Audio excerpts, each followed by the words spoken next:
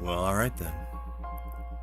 I guess I'm live streaming at the moment. Got some RoboCop action.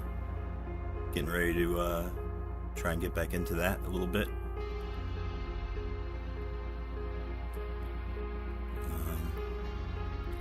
Hold on a second. Let me check my inputs.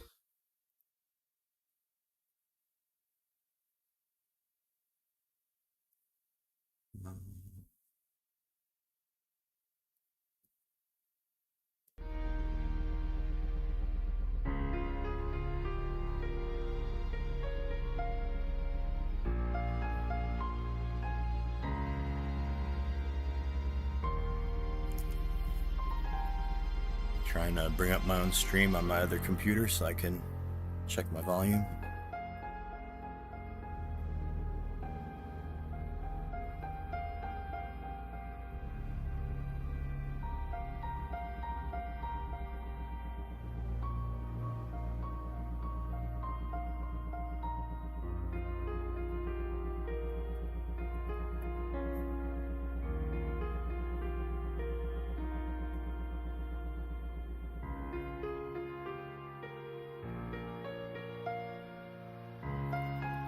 Okay, got my stream brought up on my other computer so I can check my volume. Testing 2 3 4 5. Can I hear myself? Yep, I can hear myself.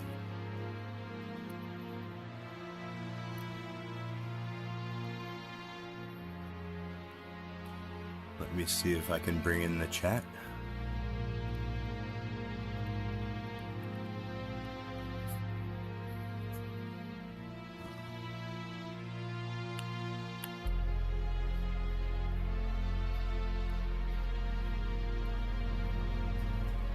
Hey, there he is. What's up, user?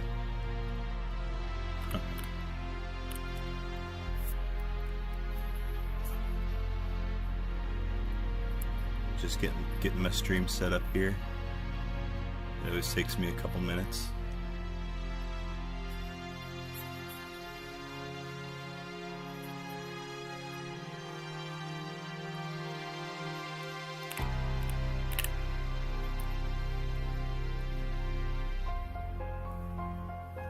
Whoa, there's the chat.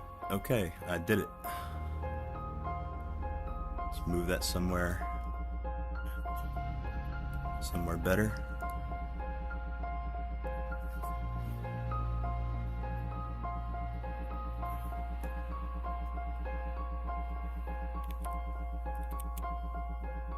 I think that's kind of big. Maybe I can make it smaller.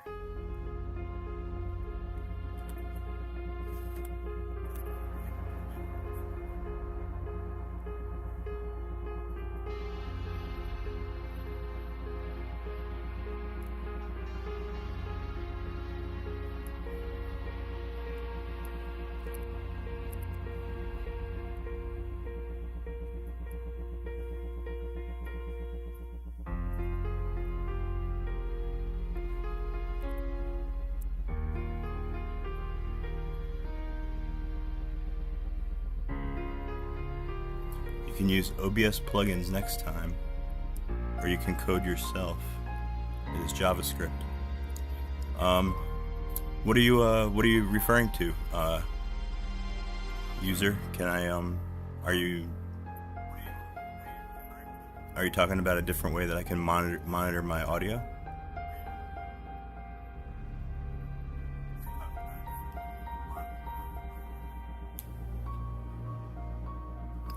Oh, for a better chat widget. Yeah, I've been looking for something that is better for bringing the chat into the stream. I was looking for a better solution.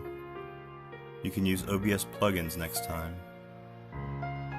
or code it yourself. I'm gonna have to look into that. I'm gonna have to look into that much more serious, because everybody else got really good, really nice like chat overlays in their streams, and I don't have that. I want that.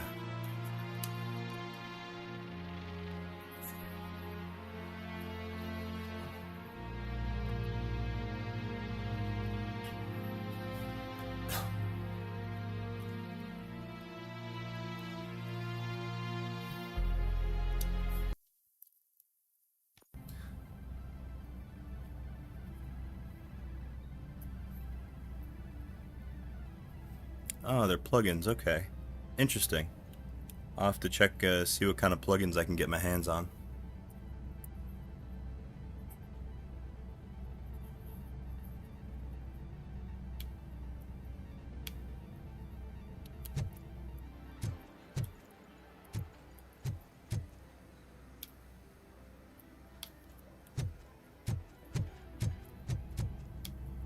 Oh, I think my audio is a little bit too low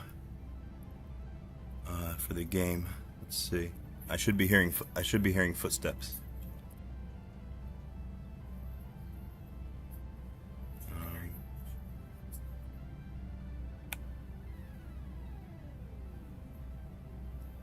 Turn that up here.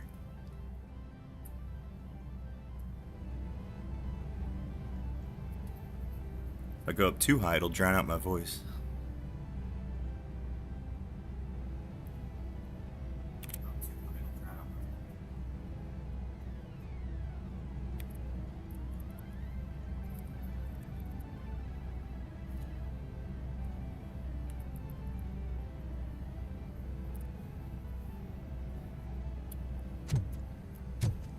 That's a little bit better.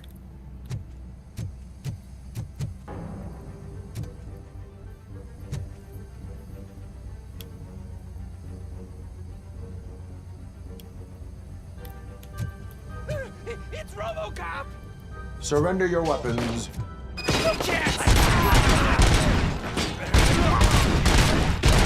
Shot him! Let's show him! Finally ready for round 2! You're gonna die here! Melon right here!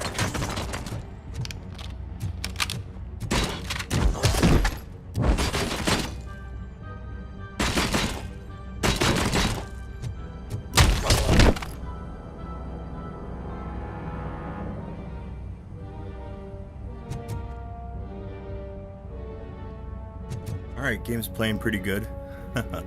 Except I'm getting a little bit of lag between my controller and the video, but that's because of my setup. I'm not really streaming directly to my screen here. I'm kind of doing a roundabout kind of situation. Oh, a shotgun.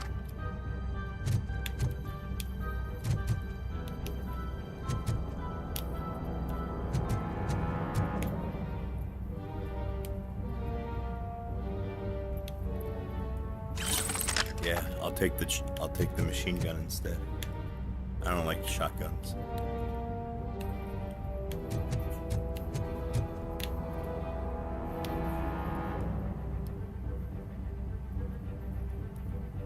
Have I watched the film? You mean RoboCop?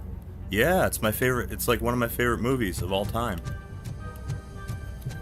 Yeah, I saw that movie when I was a kid, and it made a huge impression on me. I've been a RoboCop fan my whole life.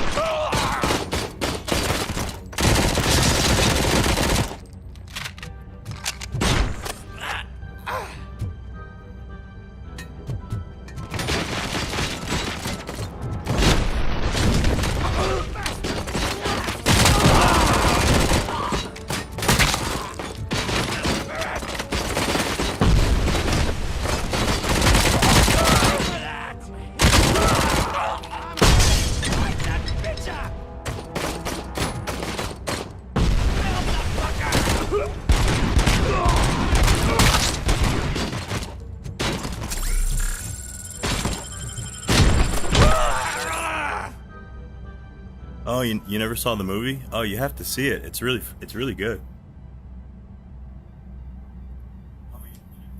It's very satirical. It's very funny, actually.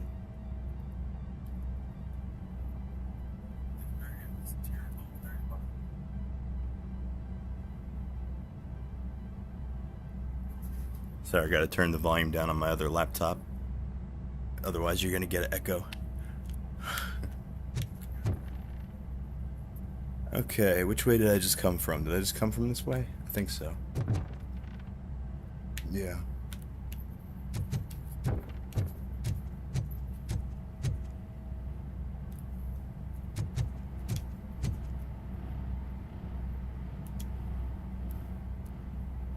Yeah, if you haven't seen the movie, you should definitely check it out.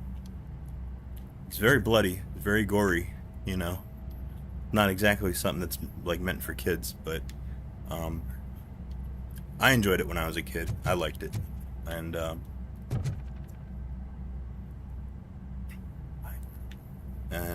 I even got like some of the satirical humor. I knew it was like a subversive kind of movie. The humor was kind of you know, it was kind of making fun of society a little bit. Ooh, nuke. Give me some nuke.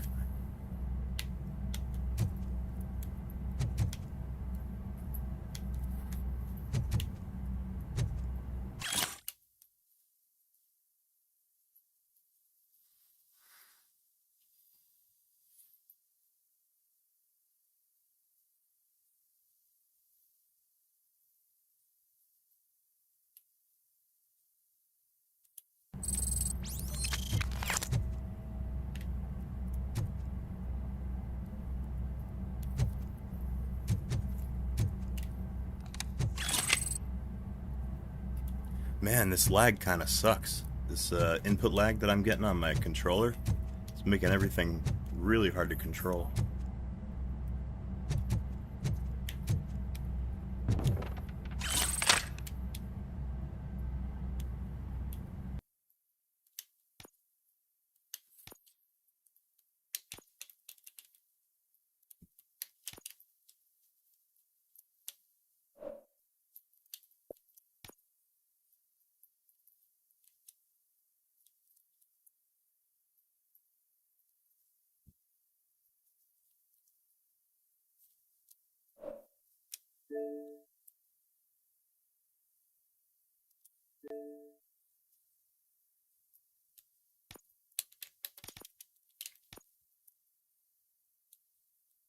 Oh, this is really weird. I think I glitched it. I don't know, maybe not.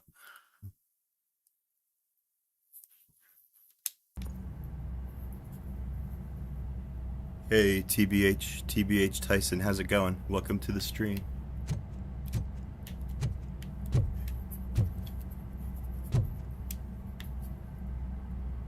I gotta get rid of this puny little pistol. This 9mm crap. Ooh, I found money.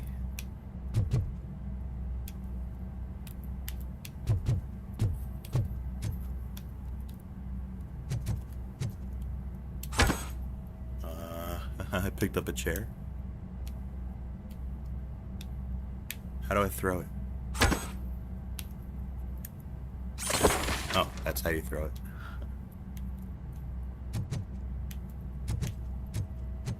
What's with all these crappy little guns all over the place? I want a machine gun.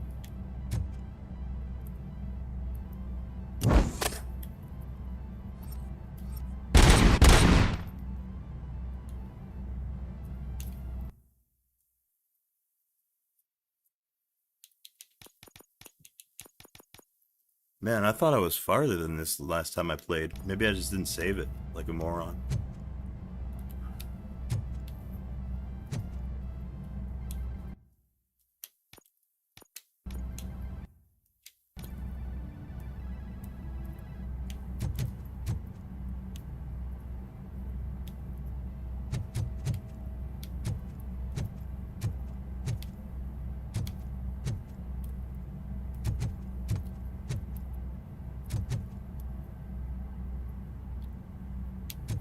Well, let's see what's behind this door.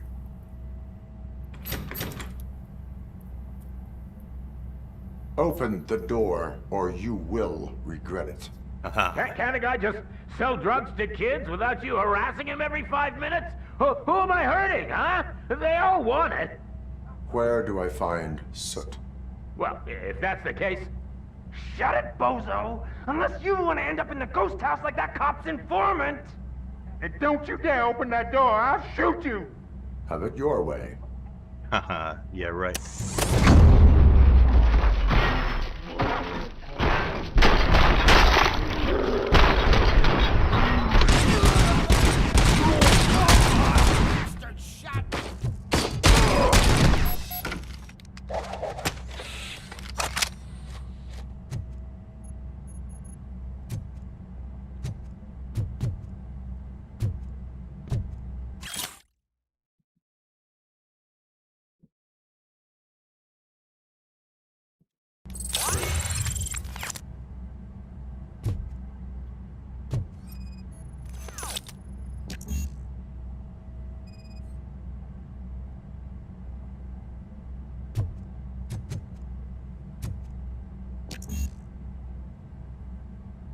Damn, I can't open the safe. I can't look at the note on the calendar.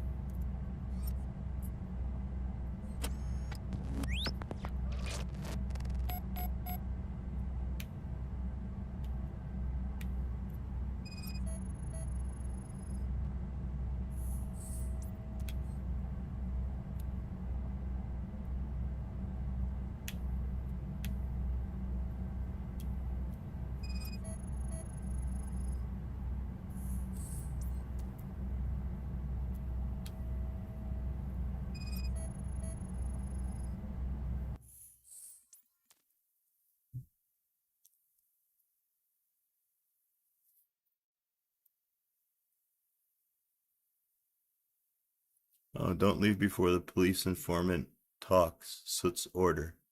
Detox made the snitch too weak. Used tainted nuke to crank him up.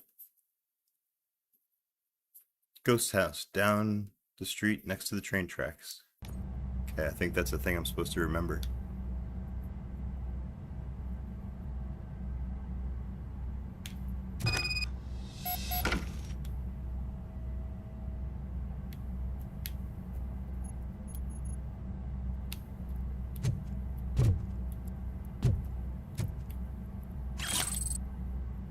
Give me some of that nuke.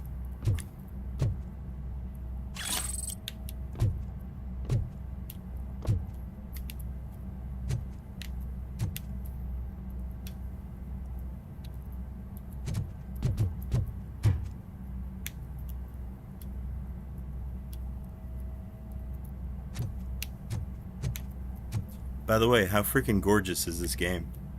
This RoboCop game? They say it's only a double A title.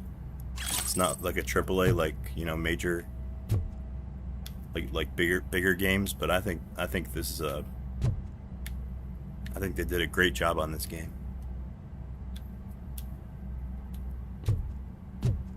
They made Detroit look so realistic.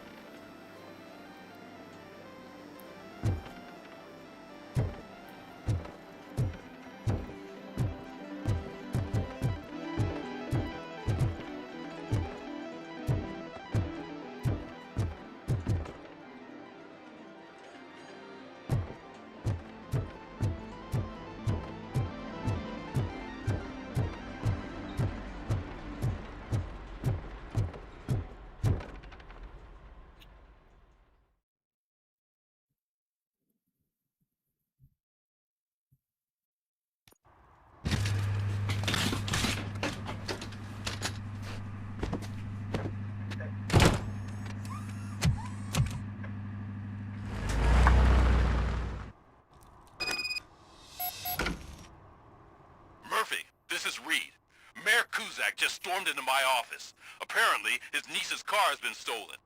Find it. This goes to the top of your priority list. You can start by asking about it at some of the local garages. For the record, it's a blue SUX 6000, registered to Melissa Kuzak.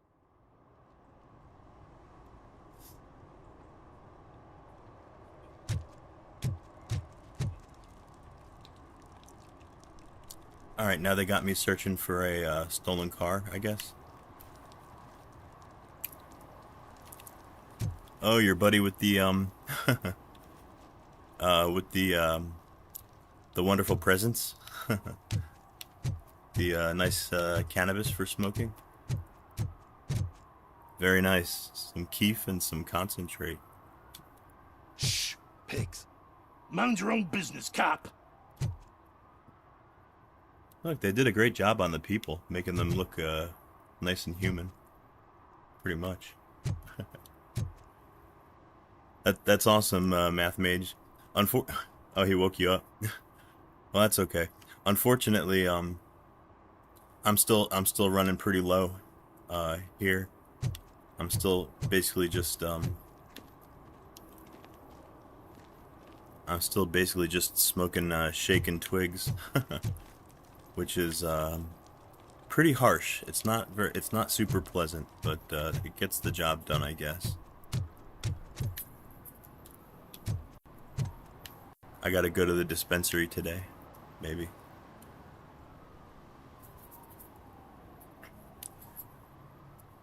Oh yeah, I'm sure Michigan's got pretty good weed. I mean, you probably get it from Canada. Canada's got really good industry.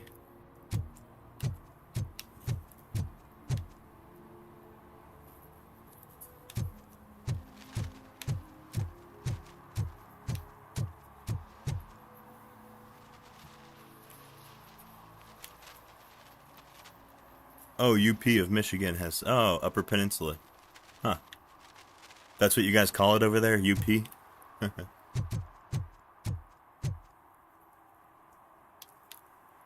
Oh, nice. Local.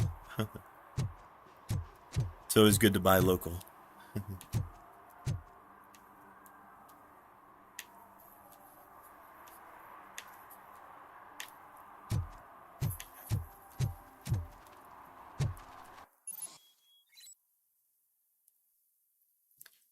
Ooh, I gotta write a ticket.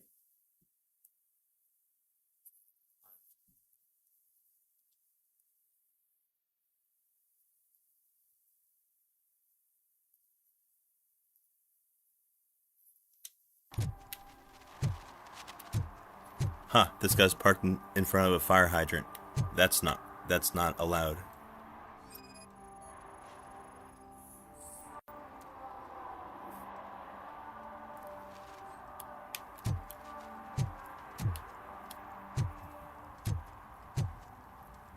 One parking ticket is all it takes to improve mindfulness.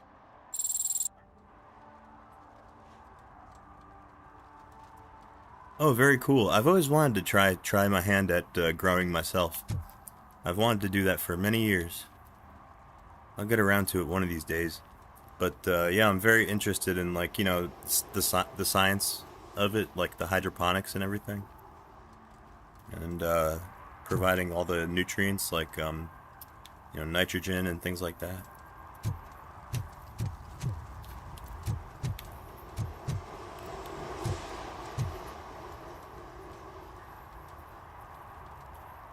Oh, your dad was grew in a closet? Nice.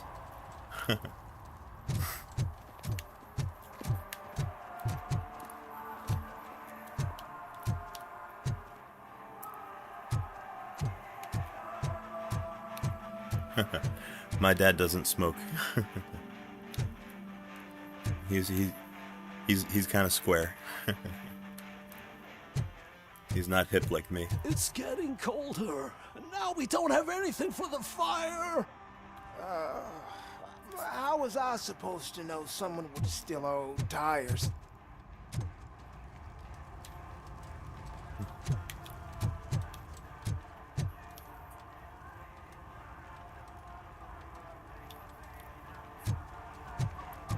Ooh, look what I found. A ladder. Let's climb it.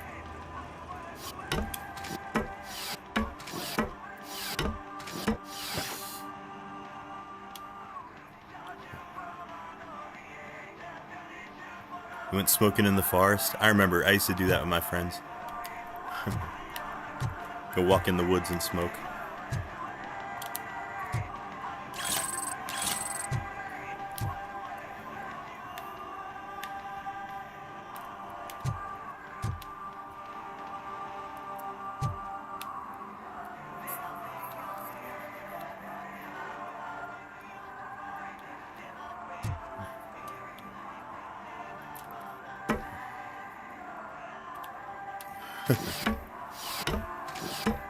Oh, really? Well, I guess I can understand. Maybe if you were, maybe you were a little bit too young to get into that kind of stuff.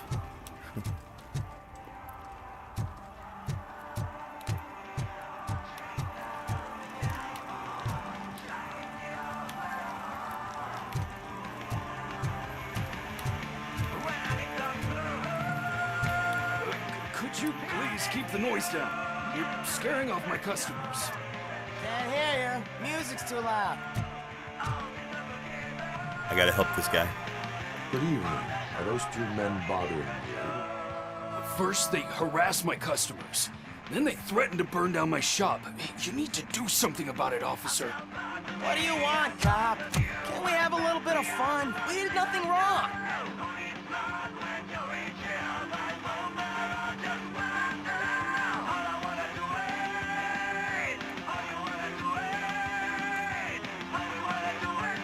Your volume control seems to be broken. Leave it! That's Let me brand help. new! I've only stole...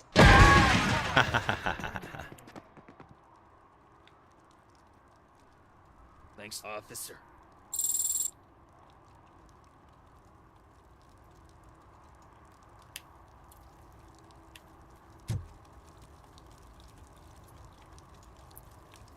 Oh, cool. Your dad's like an old hippie type. That's cool. Guitar playing stoner.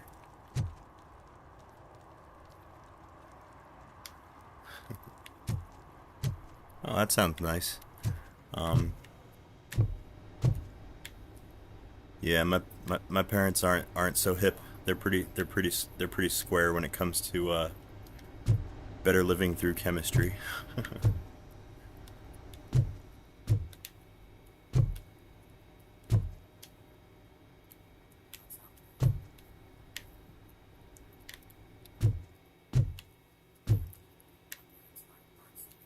Shit, there was a time when my parents would have been thrilled to find out if that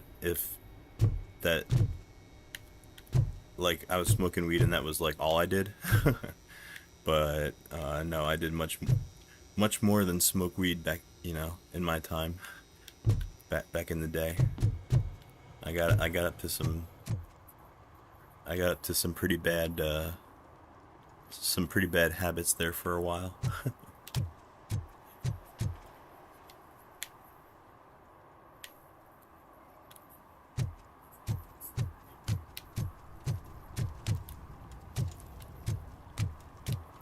Hey, what's up? I'm a window.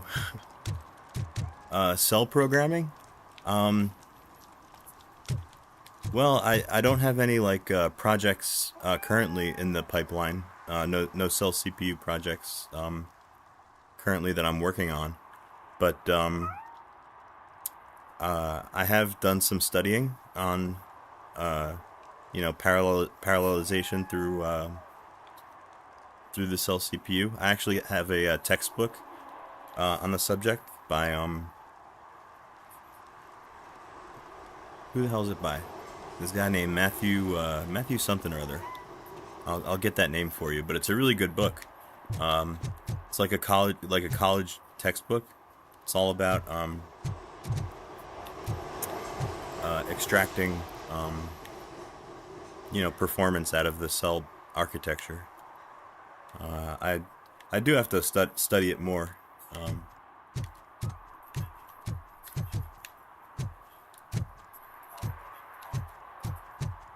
I actually have no excuse because at the moment I'm not taking any classes, so I could pursue some more things that I'm more interested in like that. Whoa, can I go up this way? Oh. Cannot leave the area.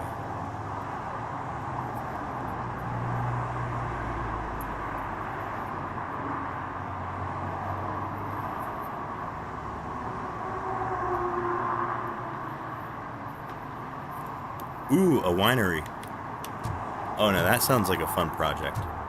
Math Mage. Oh, fuck yeah. I would love to,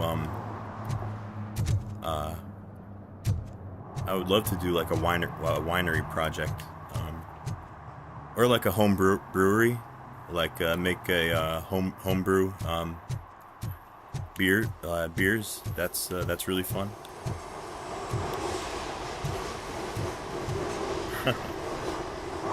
Oh, thanks, I'm a window. Yeah, I'm not doing any cell development today, but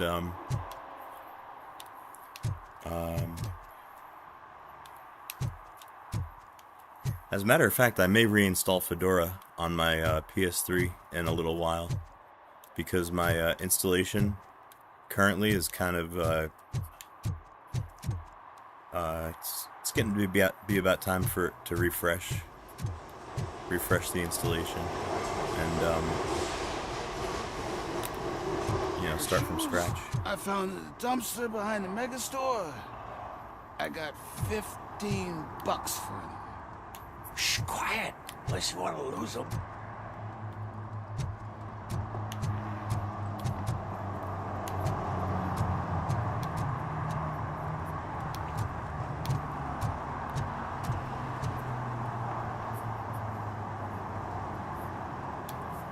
Supposed to be 50 today? 50 what? 50 bananas? Do you mean 50 degrees? Yeah, it's pretty nice out here in Jersey too. We're having a pretty good day. It's a very, very nice Sunday so far.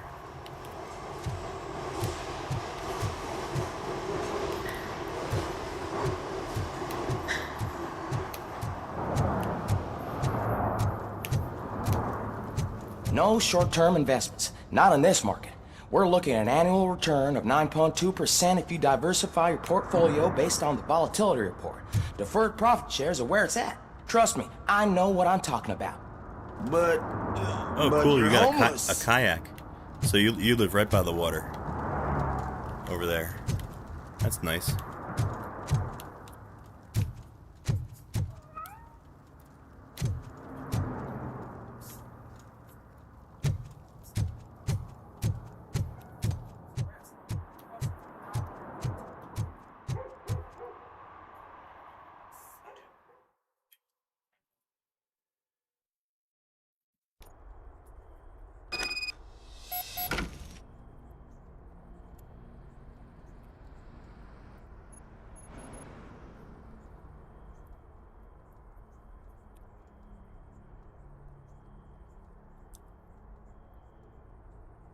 Upper Peninsula. Cool.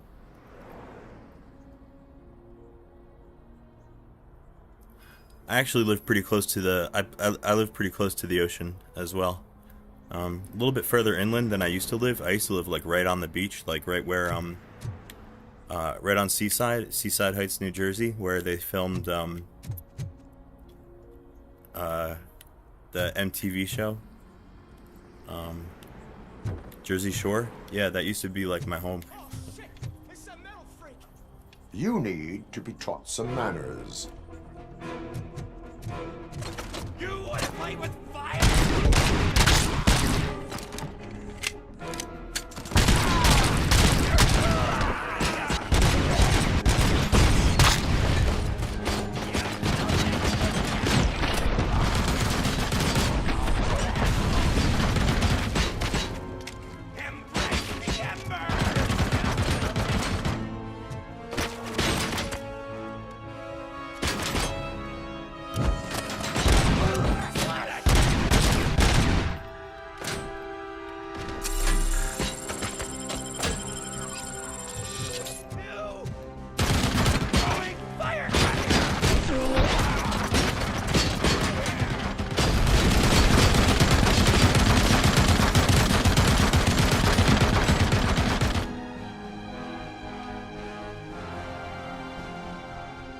Uh-oh. They got a machine gun up there. They're gonna tear me up with that thing.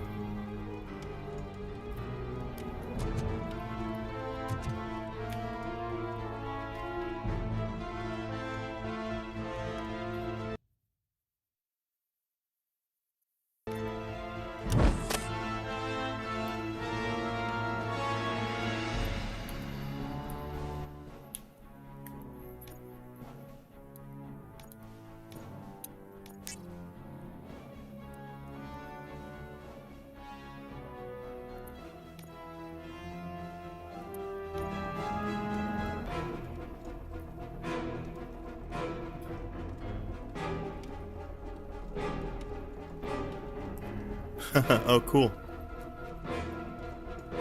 Oh yeah, you must have some really interesting birds, bird life up there by the Great Lakes. Huh. I like hawks. Hawks are I like birds of prey. They're fascinating.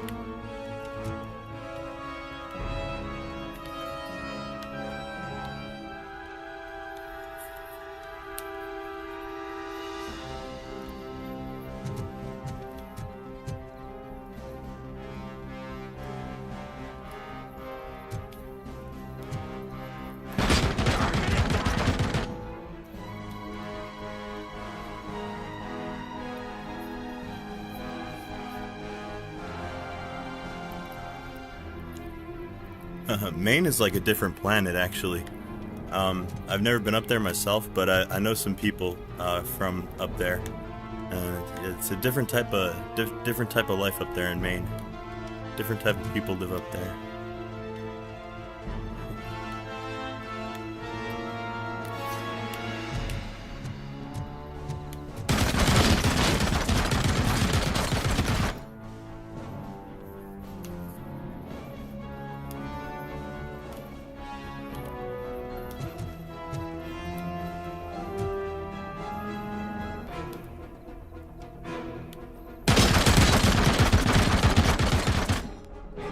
Damn, I don't know how I'm supposed to get this guy with the machine gun.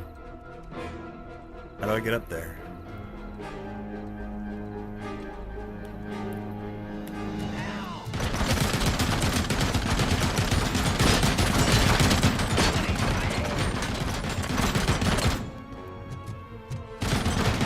Aha! I found it.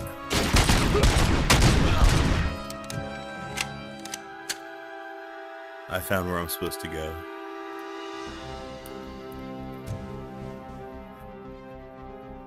I need some health. I need to heal a little bit. Ooh, a machine gun.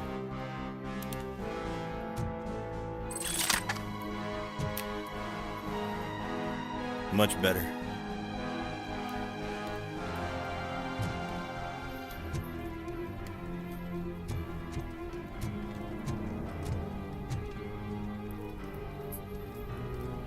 Oh, you're a big fan of Maine, huh? They talk funny up there. They have a different accent.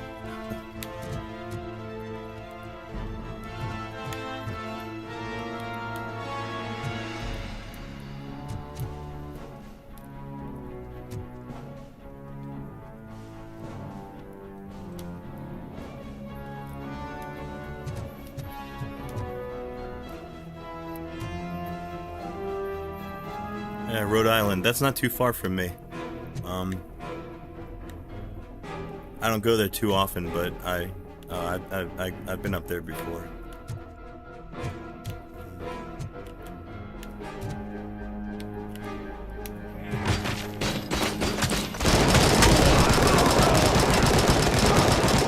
I'm hit! Finally, some fun!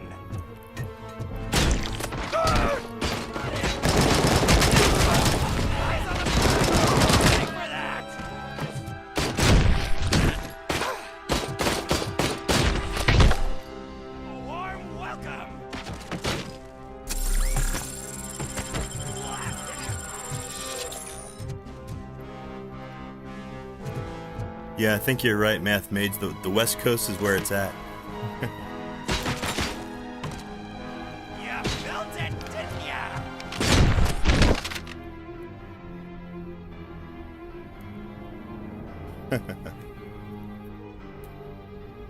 Yeah, California's where you want to be.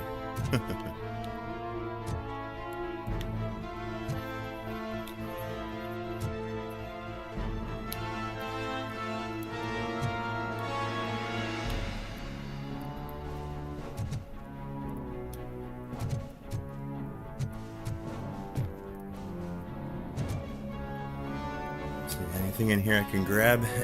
Any health I can find? I need more health. Oh, here we go. Health. Hey, what's up, Damian? Oh yeah, Northern California and like Oregon and Washington. Yeah, I hear it's really gorgeous up there. They got a lot of really nice nature.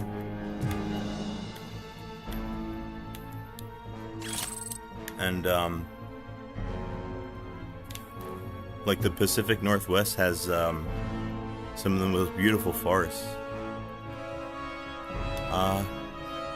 Doing okay here, Damian. Just trying to see if I can't advance a little bit in RoboCop here. Oh, check it out! I can take this gun. Yeah, that's it. Redwoods. Redwoods are amazing trees.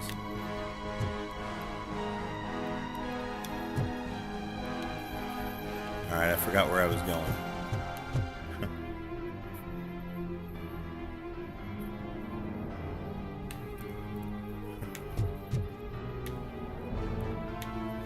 Oh, well, I would have to agree with you, definitely, absolutely, Damian. Technically, this is not a PS3 game though. This is a like a newer generation title, RoboCop. I'm playing this on my Xbox actually.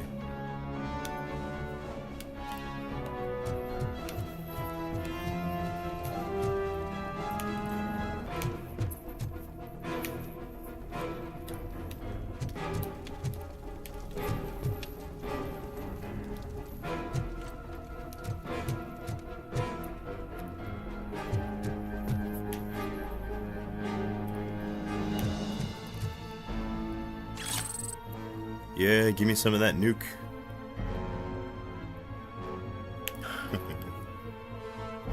Well, yeah, especially. Oh, have you seen? I've been playing some of the PS3 games on RPCS3, and I've been experimenting with like upscaling and improving the improving the resolution a little bit, and I'm able to do it even on this computer, my laptop, which, you know, doesn't have the most power in the world. Still, RPCS3 works really good, and it can upscale. Oh shit! Yeah, that's right. You watched me do it. I forgot. Where's my brain? Yeah, I've been messing around a little bit more with upscaling on different titles, and for the most part, it works really good.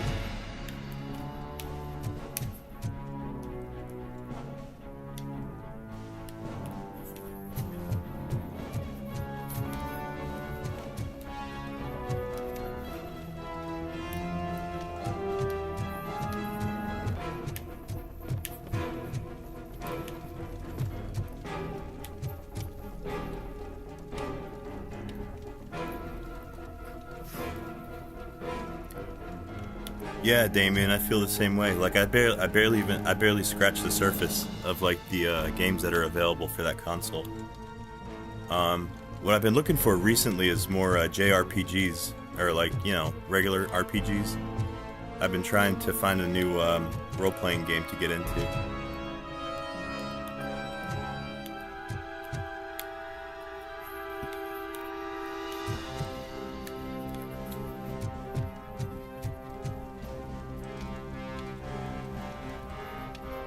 Oh yeah, Math Mage. Yeah, same here. I did more gaming on the PS2 than I did on the PS3. By the time the PS3 came out, like I was already I was like in college, and I was a math major, and I didn't really have so much time for playing games by that time.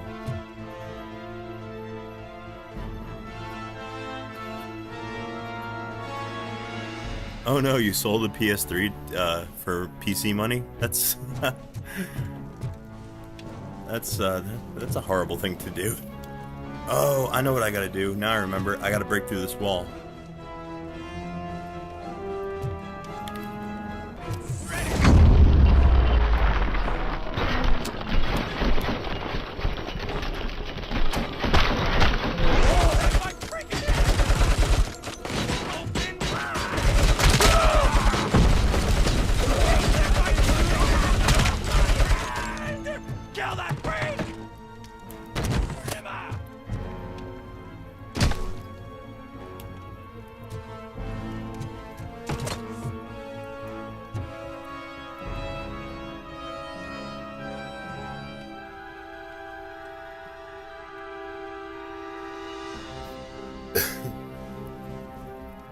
Too busy learning with friends.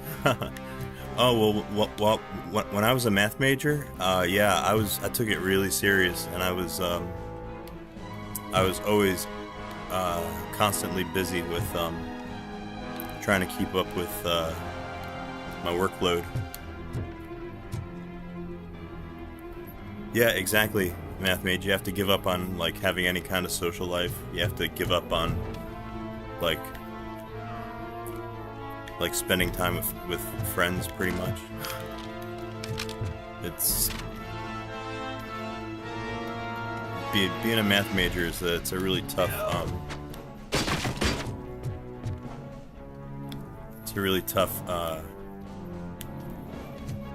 kind of life to choose. Where is this guy? Where's this guy shooting me? Where the fuck are you?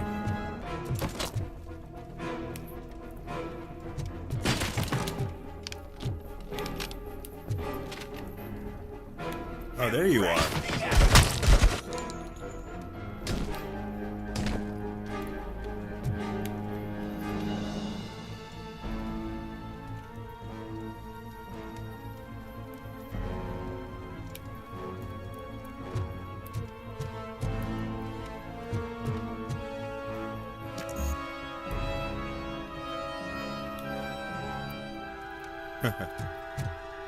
Yeah, I did good in college until I stopped doing good. It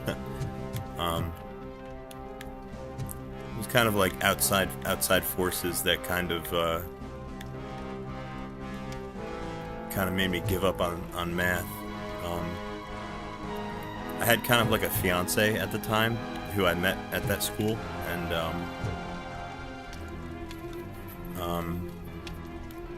yeah, I dated her for a while while we were both students there, and you know, we were both going to graduate and start our lives and everything, and it was going to be great and whatever, but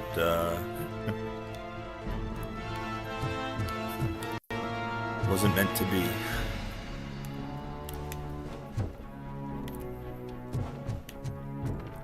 And I'm not like saying that kind of fucked me up and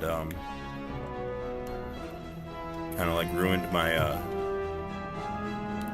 my chances of finishing that degree, but the fact remains that I didn't finish. You know, I don't blame her for that, but I mean, it's not like anybody put a gun to my head, made me give up.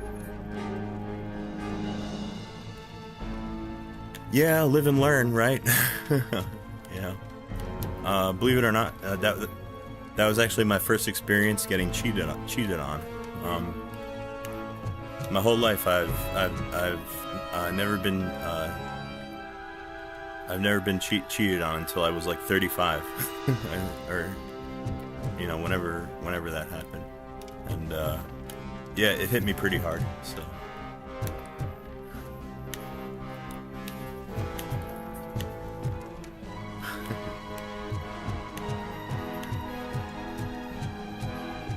Yeah, you know, I didn't get the memo that we were fucking other people.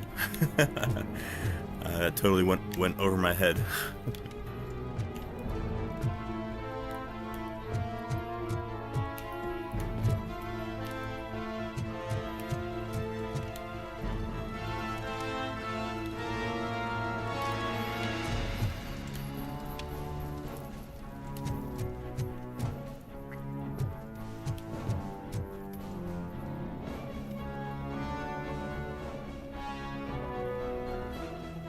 Well, that sounds nice, Math Mage. Got an internship. Was it a paid internship? Oh no, she cheated on you. Oh, yeah. That's what happens. Hey, what's up, Suspended Animation? This is RoboCop I'm playing. I'm playing this on my Xbox, actually. And I'm a little bit lost at the moment. I can't figure out where the hell I'm supposed to go.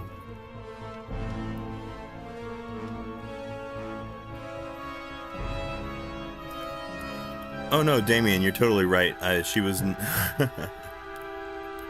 mean, I didn't realize it until, like, later. That, you know, she was kind of, She was a bit crazy for me. It wouldn't have been a good thing if that if that relationship would have continued. So I guess, you know, things happen for a reason.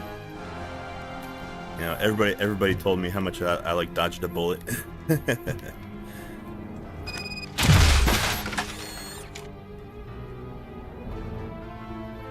Oh, it was a paid internship. Those are the best kind. They're really hard to find though. Good, you know, good job finding that paid internship.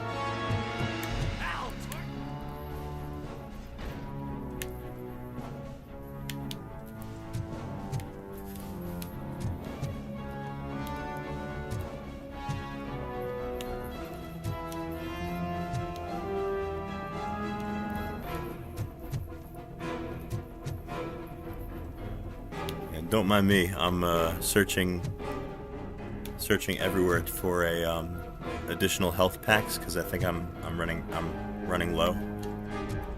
And it's always good to have more health. Oh, I can probably plug into this thing. Oh, nope. I gotta be a higher level.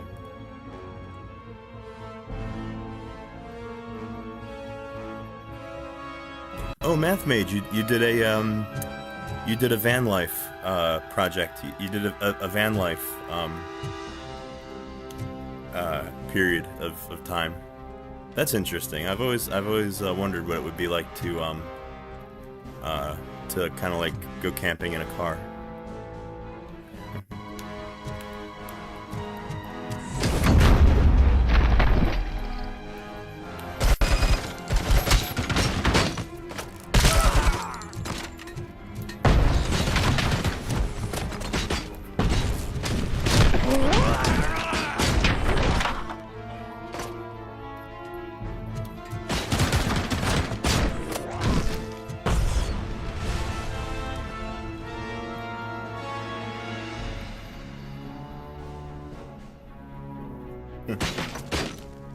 $100 a month. Nice, that's unheard of.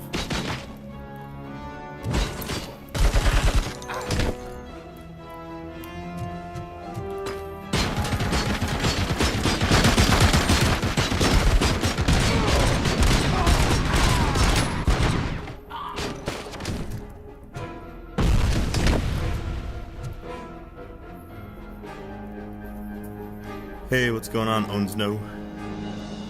Welcome back to the stream. Just getting a little bit of RoboCop action going on today.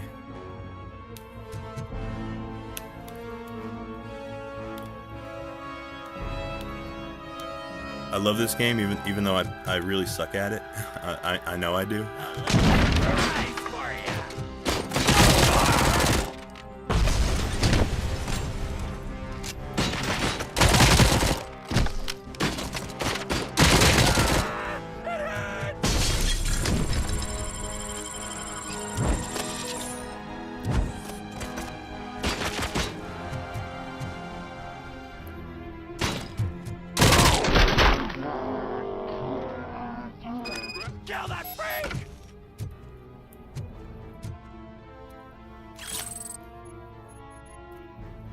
Linux on Xbox?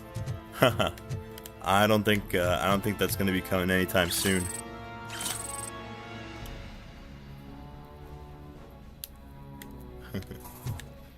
Yeah, that sounds nice, Math Mage. You get a nice big van. Something nice and comfortable.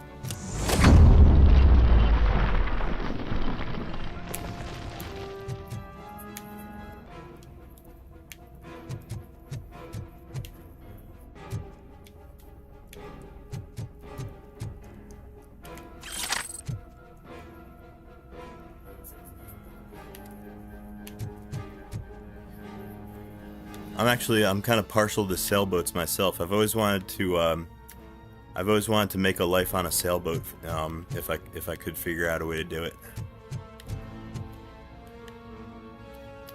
But it's kind of an irresponsible dream. The sailboats are expensive, and from what I hear, all boats are just money pits where you constantly have to repair them. And they constantly require more money.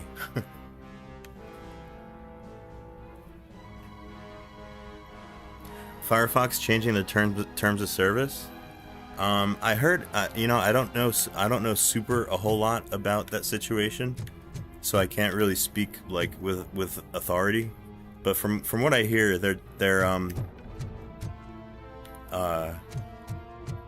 talking about how they're going to be like selling, you know, selling people's information and stuff. So I looked into it, and what I decided to do was I'm testing out a new browser. I'm testing out LibreWolf, and actually I really like it so far. It's really nice. It's more it's like less bloated than Firefox. It's got the, you know, it's more lightweight.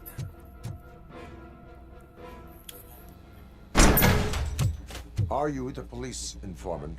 Do you know where I can find Soot? Oh man, all great questions, but could you untie me first? They really outdid themselves with these knots. Talk.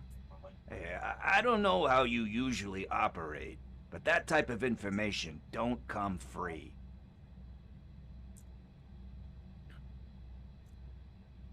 This guy's name is Pickles.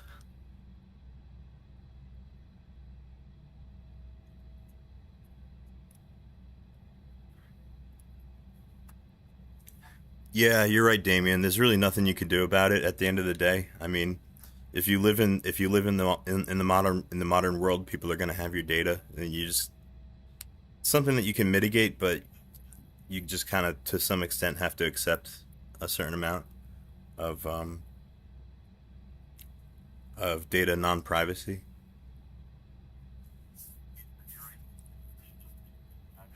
Oh, Ladybird, I've heard of that one too. Ladybird browser. That's open source. I'm pretty sure LibreWolf is open source as well.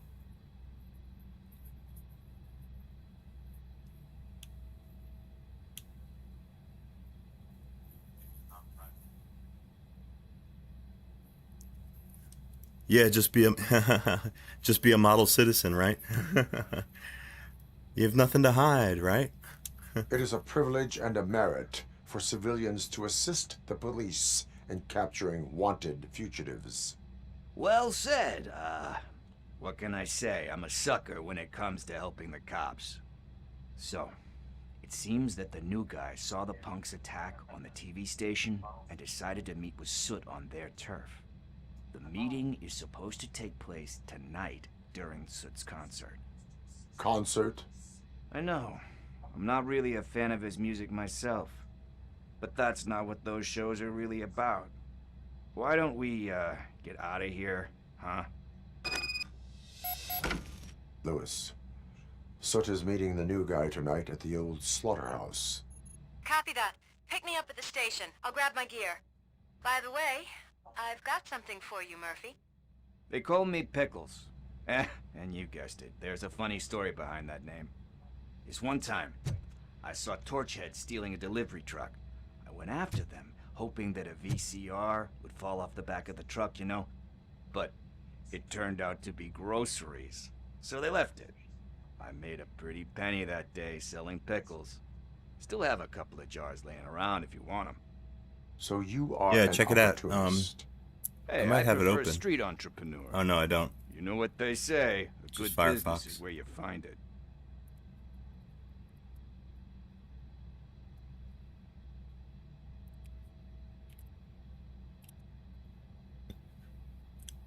Yeah, check it out. This is a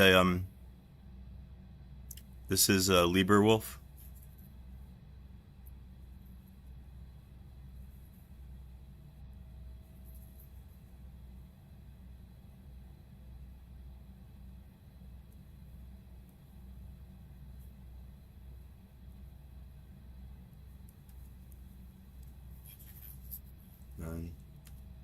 Yeah, so far I haven't really messed around with it too much. I just like I haven't like imported my bookmarks or anything like that. It does have a built-in ad blocker that looks like it's enabled by default.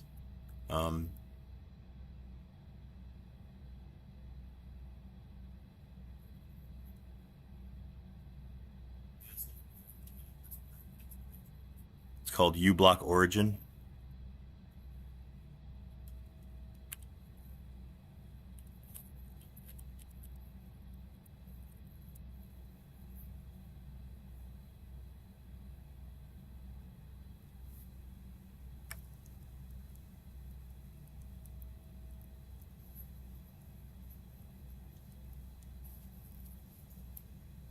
Oh, you use uBlock on Firefox?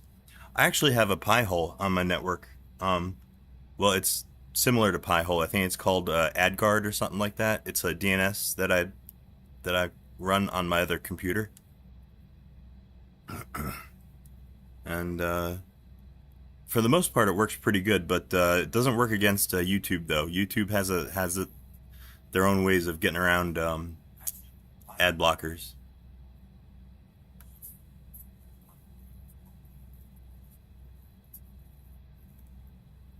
Oh wait, sorry, you guys aren't seeing what I'm seeing. um, I switched over to my desktop so I could show you LibreWolf.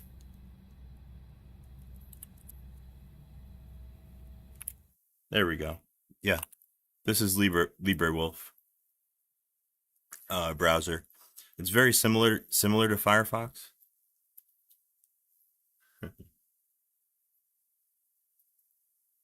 You don't use ad block stuff by Max?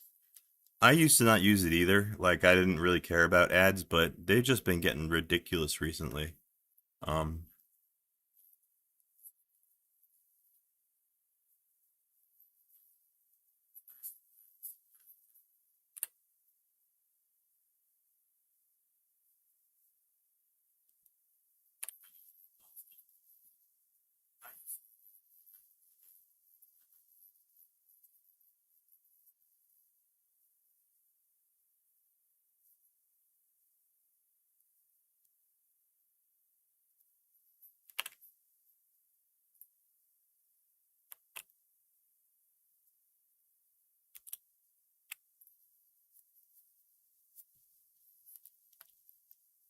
oh, uBlock Origin can bypass YouTube's ad block. Oh, I'll have to try that out.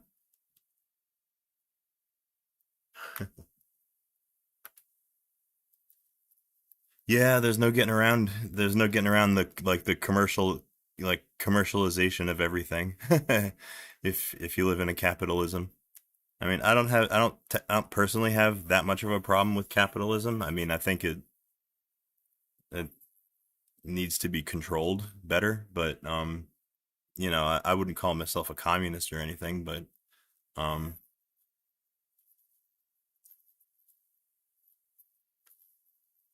yeah, it's just kind of like a unfortunate fact of life if you live in like a free market economy. Um Especially if you live in a free market economy where the government kisses the ass of capitalists, uh, and shits on labor, kind of like ours does. Um,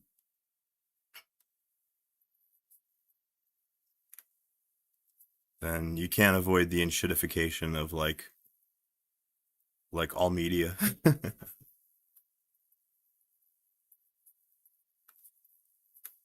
Decent minimum. You mean like a floor to society, like a safety net, right? Like something that you're not going to allow people to fall below, because that's kind of like what I believe.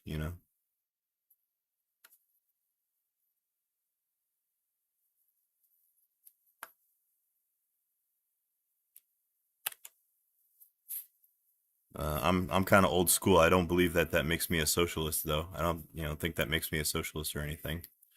Um, I'm still I still um for the most part believe in free markets. Yeah, exactly. I mean, capitalism is at its best when it's regulated. Um, and it benefits the most amount of people, and makes the most amount of people happy, when it's well regulated, kind of like they do in like the European countries, like what's that city that everybody wants to live in? It's like the most livable city in the world, Vienna. Is it Vienna? one of the things that like makes Vienna like such a great place to live and such a great that makes people love it so much is that they have a lot of government in Vienna. They have a lot of government uh like public housing and things like that, and like regulations on like how landlords can treat their tenants and stuff. And lo and behold, they created a city where it's constantly like reported as like one of the best places to live in the world.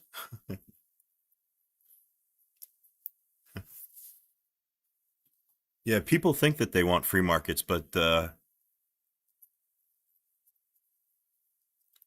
I don't know. I think most people, like, if they ever like encountered like a truly free market economy, they'd go running and screaming in the opposite direction. I don't think that they would actually enjoy like a truly free market system.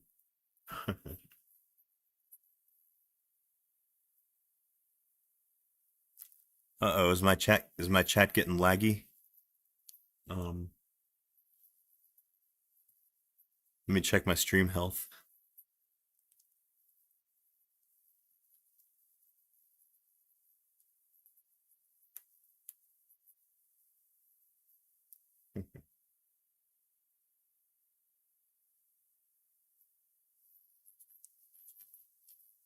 Oh yeah. Well, I'm a big fan of Europe. I'm a big fan of the way that Europe tends to do things. Um, Except for this thing that France just did recently, where they got rid of end-to-end encryption, and they gave like the government like backdoors into like every conversation like in the whole country. I'm not. That's not. That's a shitty thing to do.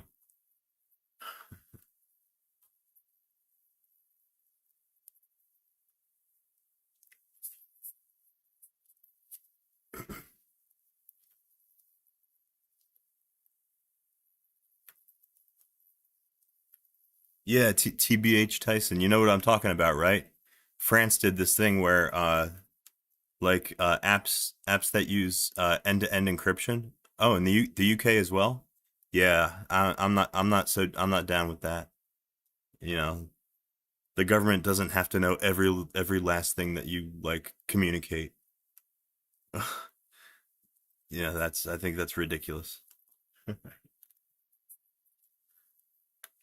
So yeah, they do some things kind of backwards over there in Europe, but for the most part, I think they got their heads on straight.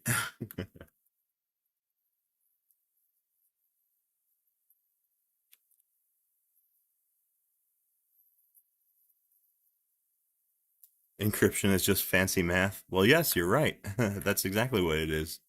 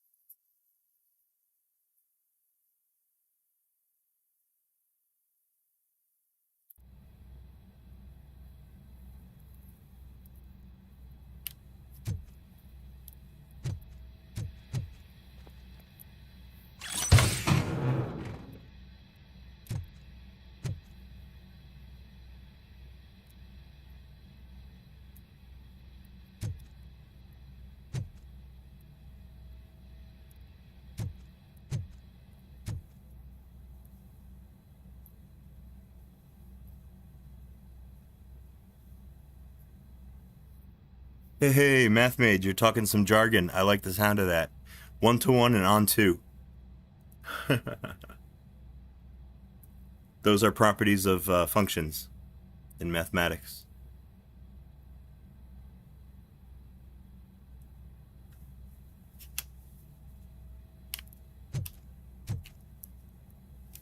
What they basically describe.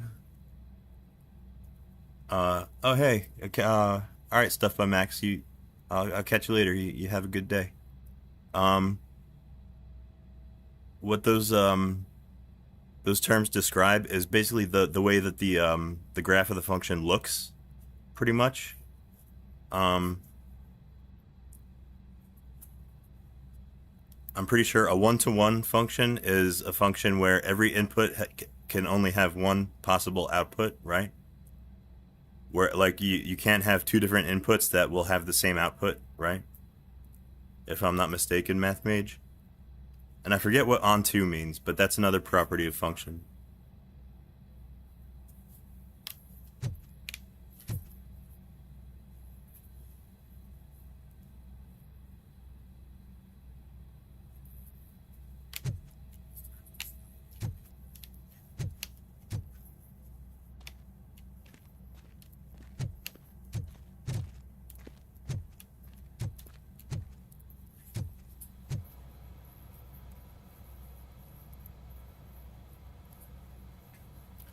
Oh, here we go.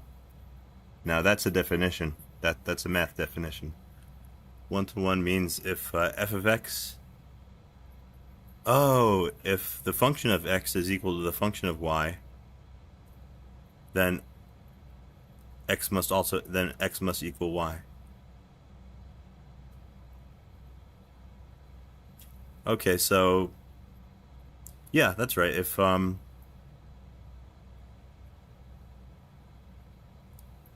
that's a fancy way of saying that every input to a function must have exactly one output, if I'm not mistaken.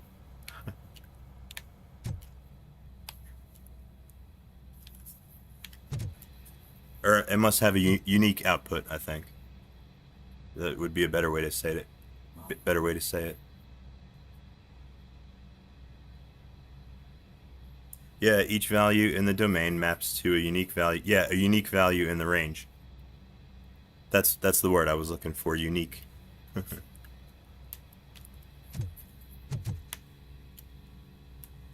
If and only if.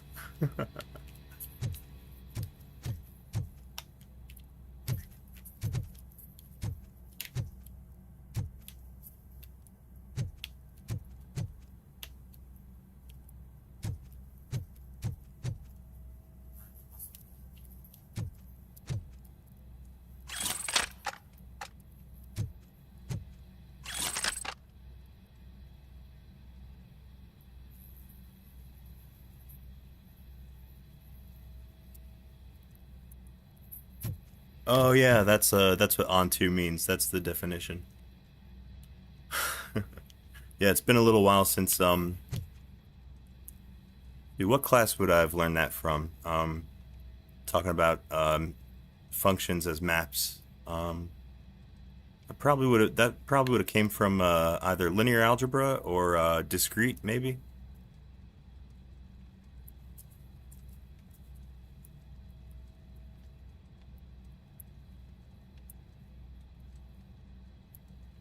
Ooh, Math Mage, you're you're kind of turning me on right now.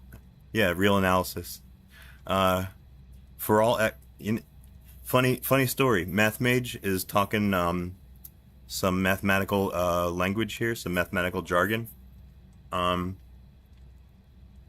statement there, for all y and y, there exists an x in x such that f of x is equal to y. You can write that with symbols.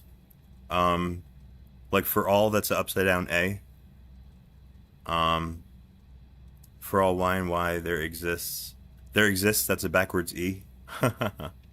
Yeah, there's like a secret language that mathematicians use to write out stuff like that. Wow, I kind of miss it now.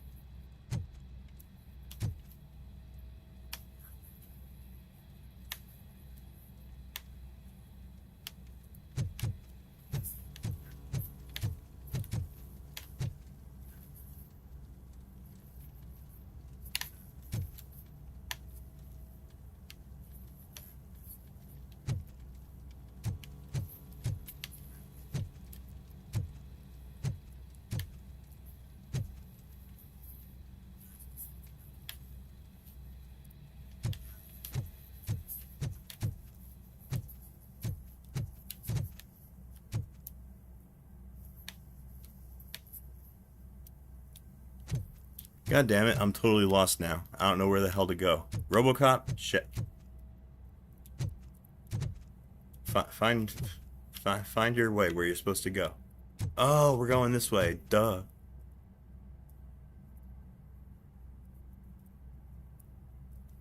F of x equals the absolute value of x is not 1-to-1. F of x equals the absolute value of x is a function that looks like a v. Right? It's basically two it's a v that's got the vertex at the origin or at the 0 point of the graph, and it's got two 45-degree lines coming off of it. But yeah, basically, if you can draw like a horizontal line on a graph, and if it hits more than one like point on the graph, then your function's not 1-to-1.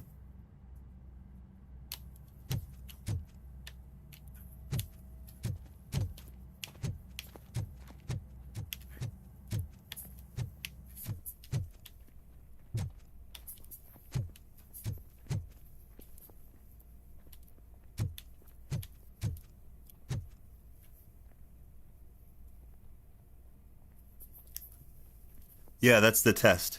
That's the like the straight line test. If you can draw a straight line, like a horizontal line, if it touches more than one place on the graph, then it's not 1-to-1. Just some interesting lingo, just some interesting jargon for you guys to know. That's how mathematicians like to talk.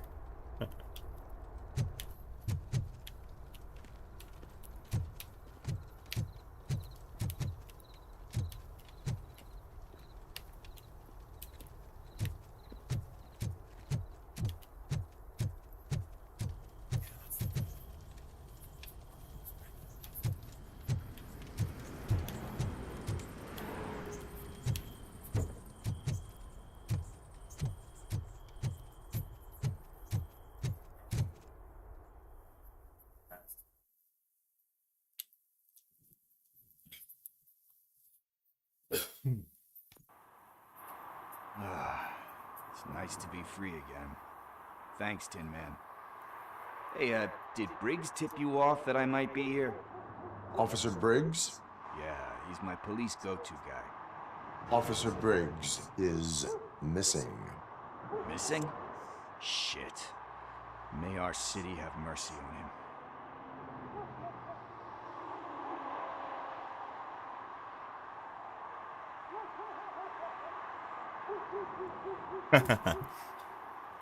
Hell yeah, dude! Try out some of that some of that new green you got your hands on.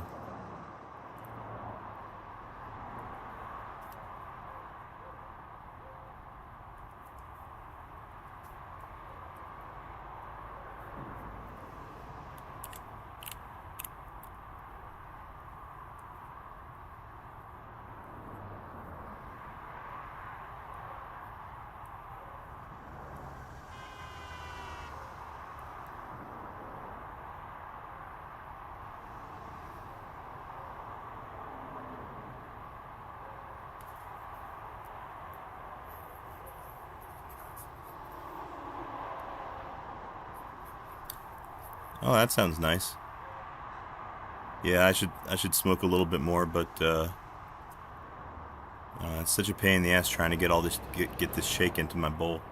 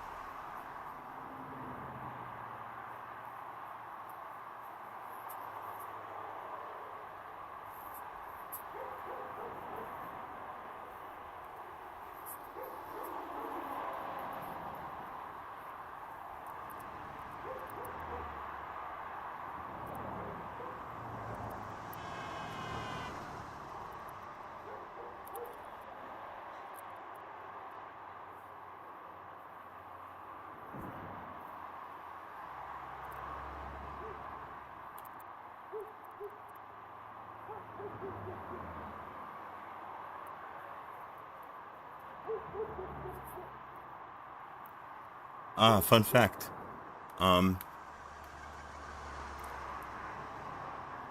See that little double, like that little double arrow that Math Mage drew there, pointing to the right. In mathematics, that term, that symbol means implies.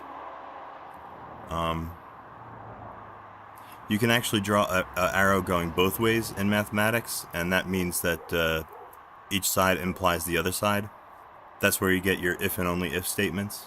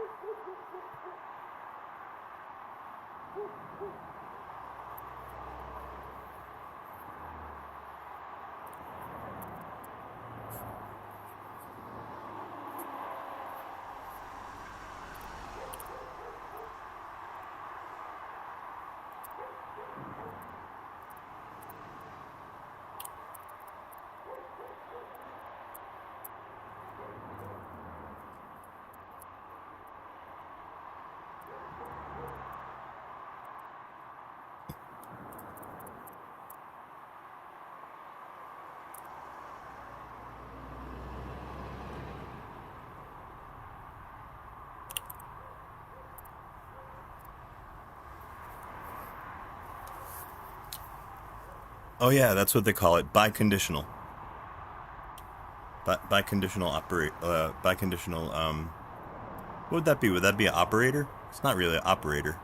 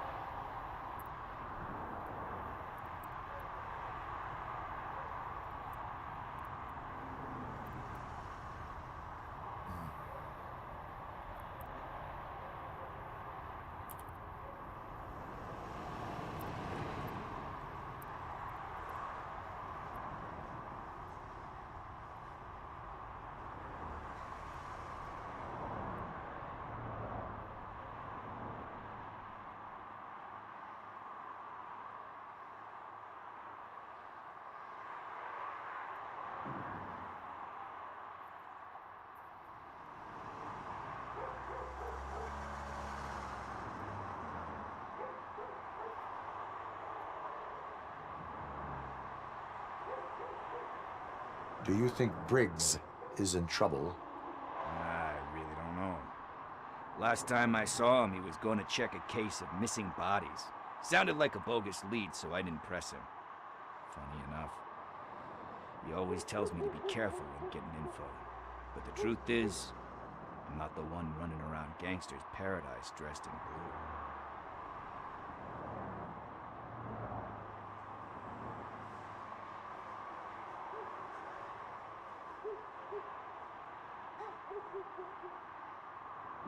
How do you know Officer Briggs? We go back a long way. He gave me a helping hand when I hit rock bottom, and I've been in his debt ever since. He even introduced me to his family. Great kid and wife, though his missus don't seem very fond of me.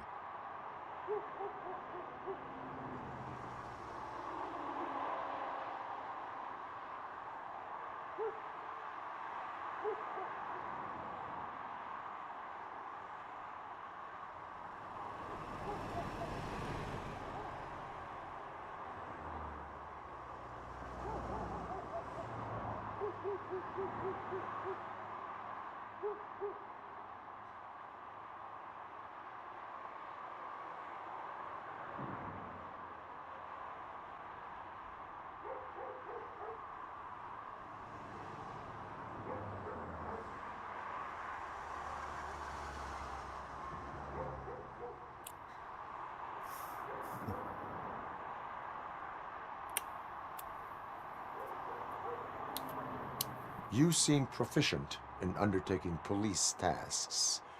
Ever thought of making a living out of it? Oh no. One thing you should know about me. I love cops, you know, law enforcement, laws, all of that. I think those are great ideas. But so is Nuke, and when I need it, I tend to forget about the other stuff. So, you know what they say. You can only serve one master.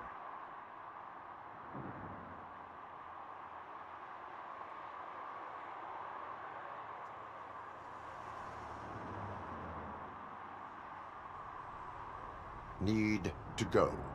Duty awaits. About that, I've got a favor to ask. I know that Briggs is missing, but I've got something that belongs to him. He must have misplaced it the last time he visited my crib, and it's kind of weighing me down. What is it? It's his wristwatch. Now, I feel bad holding on to it. Could you please give it back to his family? This is stolen property, and you expect me to return it? Gee, that sounds bad when you say it like that, but still, you shouldn't let me hold on to expensive things. That's how I ended up in this situation in the first place. I will make sure they receive it from the repentant thief. Oh boy, you're a tough negotiator. But surely you don't mean now. I gotta chillax after all this.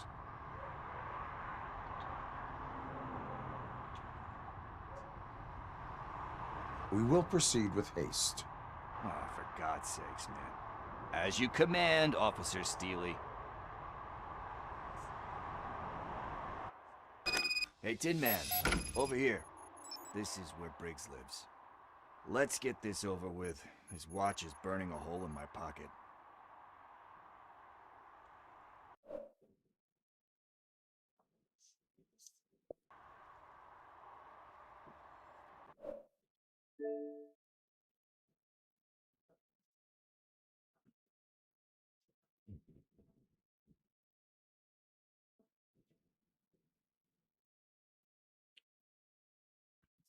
I'm gonna switch my HDMI input back over to the PS3.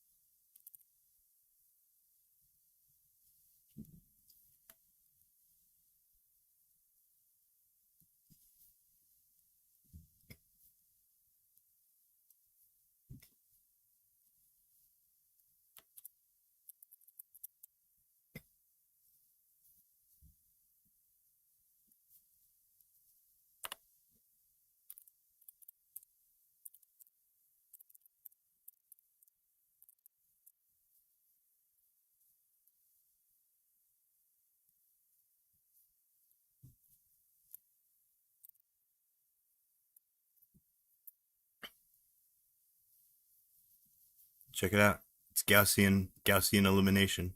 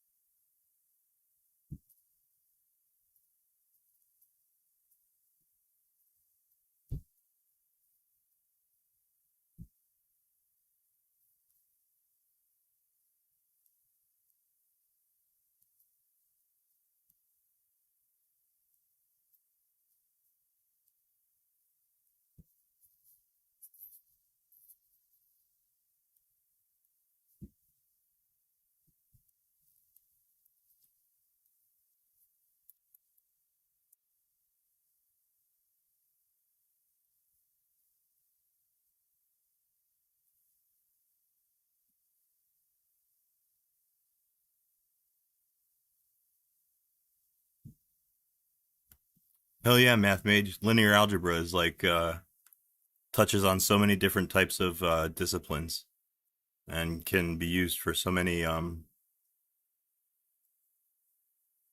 just such a wide range of uses. Kind of like graphics. Graphics uses a lot of linear algebra.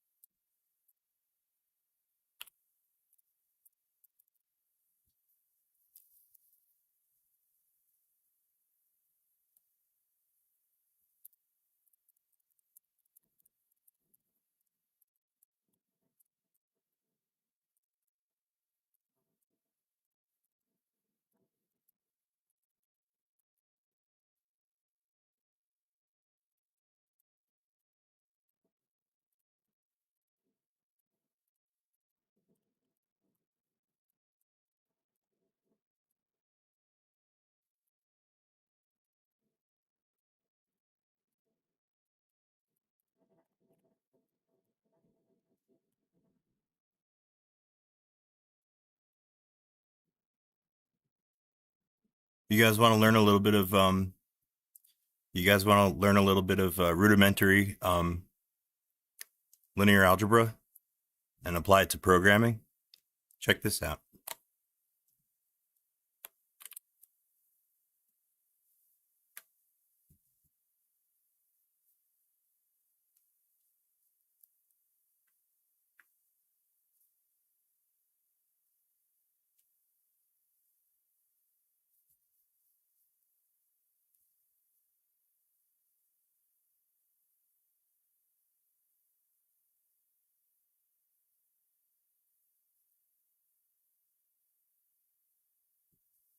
Check it out. ChatGPT is teaching us how to do Gaussian elimination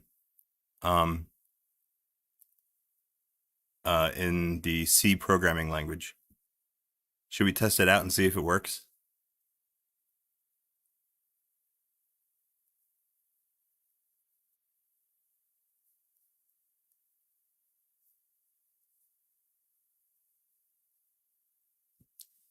The back substitution. Somewhere in here, there's going to be pivoting. Yep, here it is. Here's pivoting right there.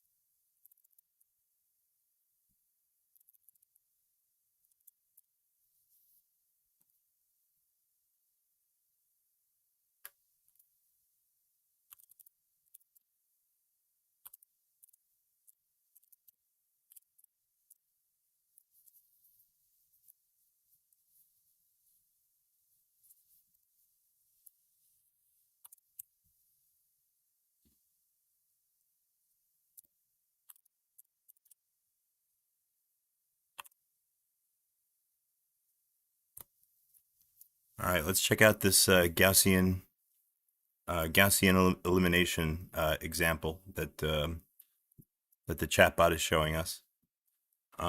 First thing that we're going to want to do is generate a system of equations that has a solution vector.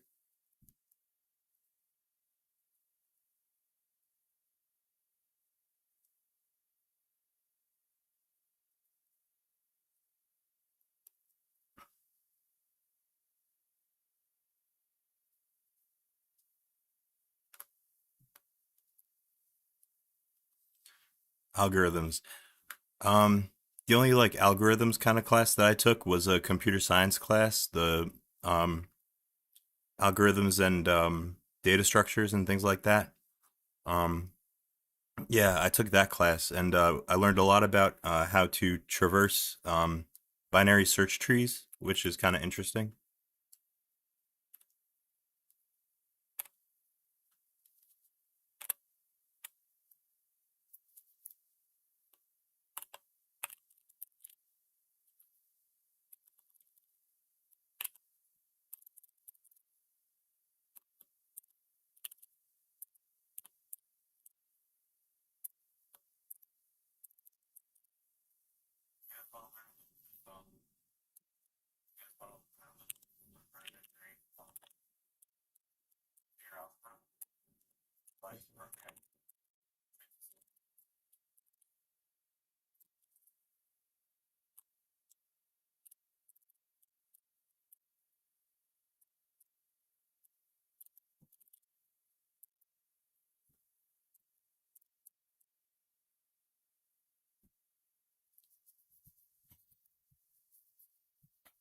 Okay, so we're defining n. N is 4.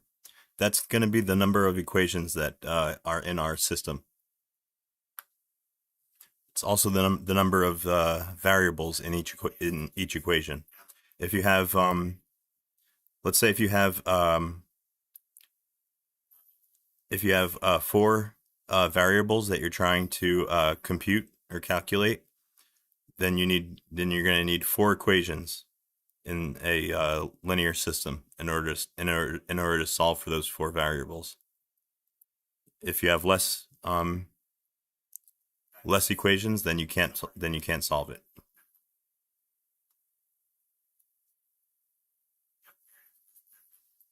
Strasson's matrix multiplication algorithm. Huh, that's new to me. I've never heard of that. I'll have to look that up.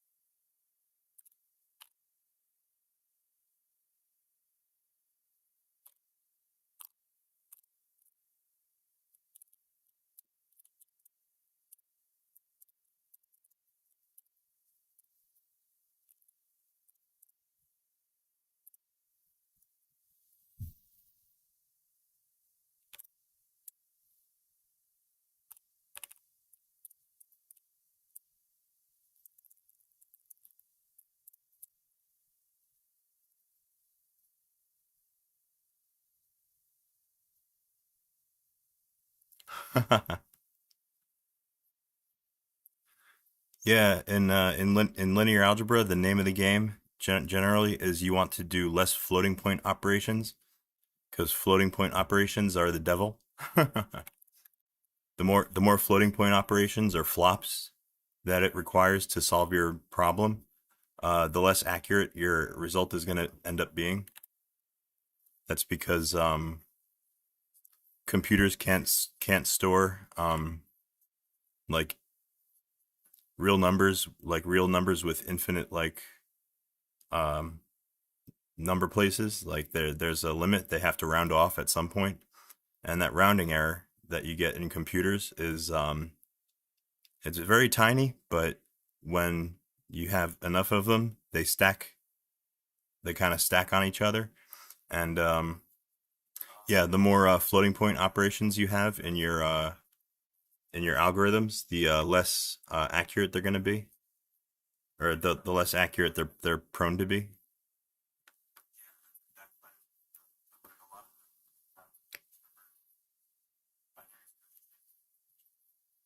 Yeah, you were telling me that's the name of the algorithm that you were working on, Strassens. Yeah, you were telling me about that work. That's like I said, I'm not familiar with that particular algorithm, but you know, I can decipher what you're um you know the what it's used for, and kind of the nature of the work that you're doing. Um, yeah, I found it on Wikipedia. Um,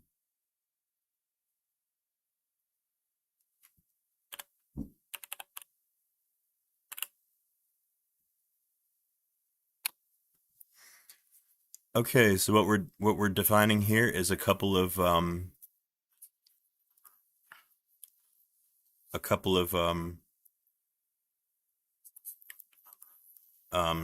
arrays. This first array is a two-dimensional array. It's called A, and it's going to be n by n, which in our case is going to be 4 by 4 array.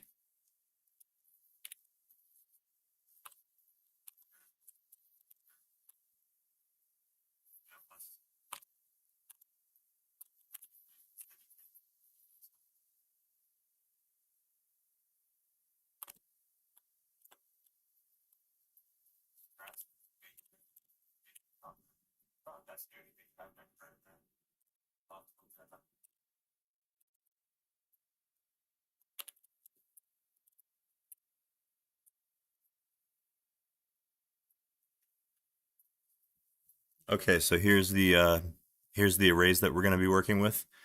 I'm guessing that this one here, the known x, that's going to be populated with probably um, some random numbers, and those are going to end up serving as our solution vector that we're trying to kind of converge upon with this Gaussian elimination operation. This one here, this array called x with n elements in it, that's probably going to be the solution vector that we calculate. Fun fact, the solution vector that we calculate, it's going to be extremely close to the values in the known vector here, or array, or whatever you want to call it, but they're not going to be exact. And that's because of the nature of rounding error in computer science.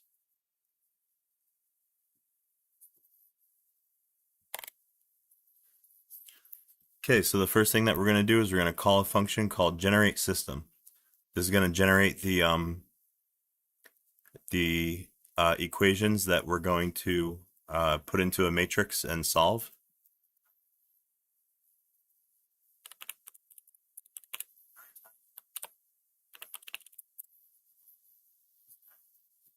Okay, and we're going to pass this function our 3 of these arrays that we just defined.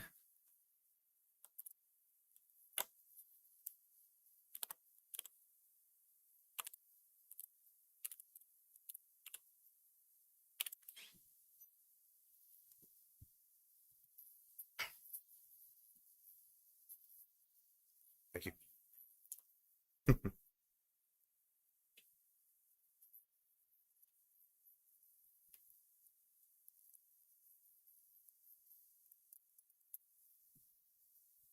Yeah, I do have to admit, it's been a few years since I've taken my last, since I took my last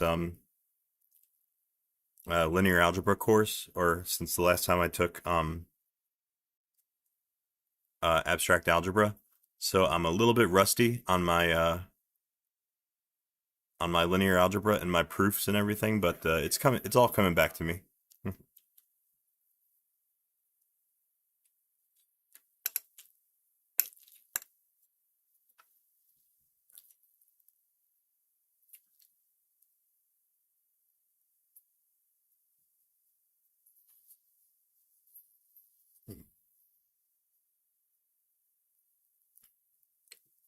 Ah, very cool.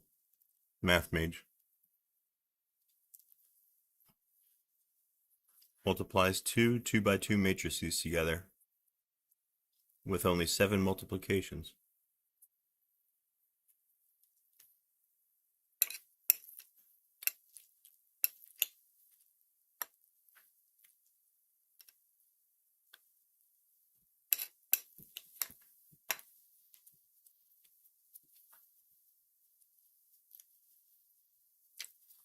All right, let's see.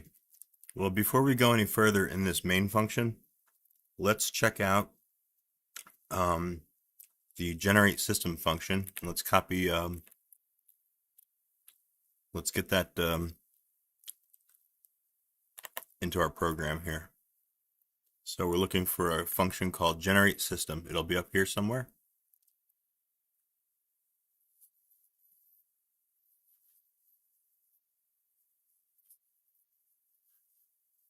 Here it is, generate system.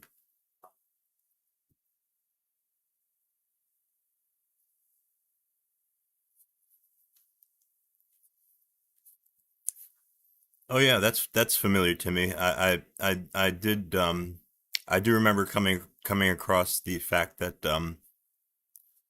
a lot of matrix manipulation tricks and algorithms, they use a method of decomposing large matrices into like smaller like sub matrices.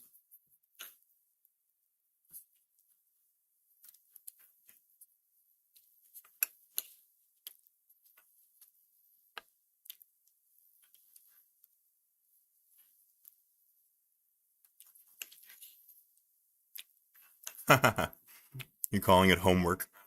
That's exactly what this is actually. This is I'm doing a little bit of homework here.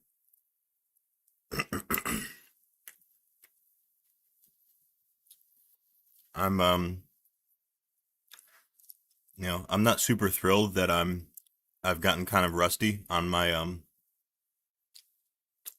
linear algebra and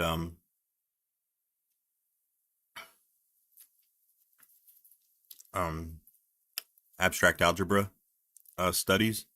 So that's kind of what I'm doing right now, is I'm kind of refreshing myself on how matrices work and how to manipulate them in code. So it's kind of what I'm working on right now at the moment.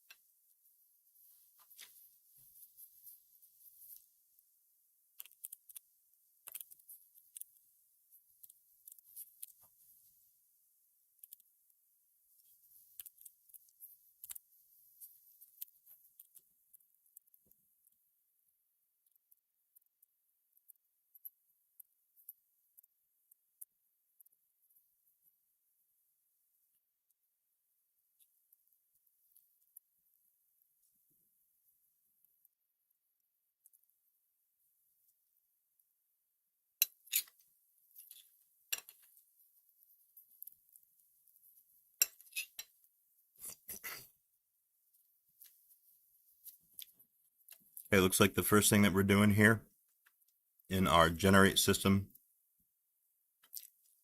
function is we're going to seed our random number generator. That's what this srand function does.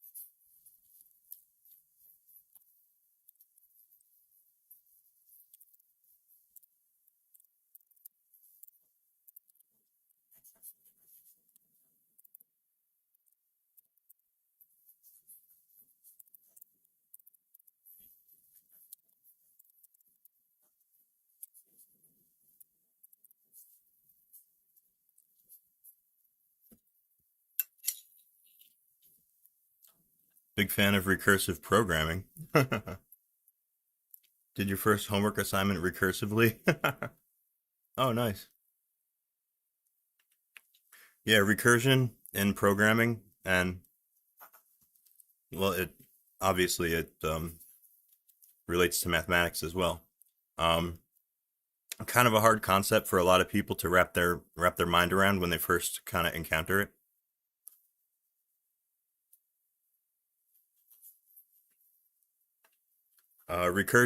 Recursion in programming is basically when it's a way of doing a loop where a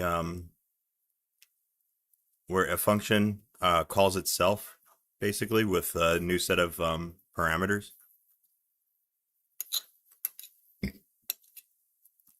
You got to be careful when you do recursion in programming because too much of it will definitely blow up your stack,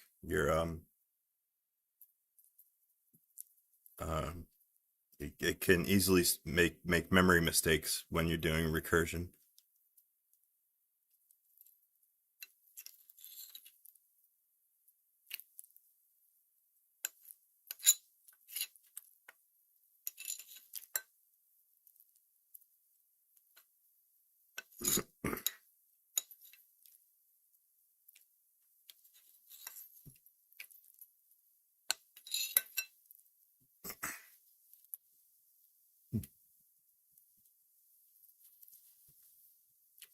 Yeah, basically, like recursion in programming is very much similar to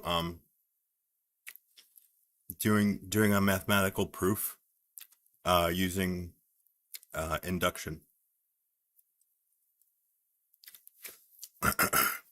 When you prove something by induction, that's a very recursive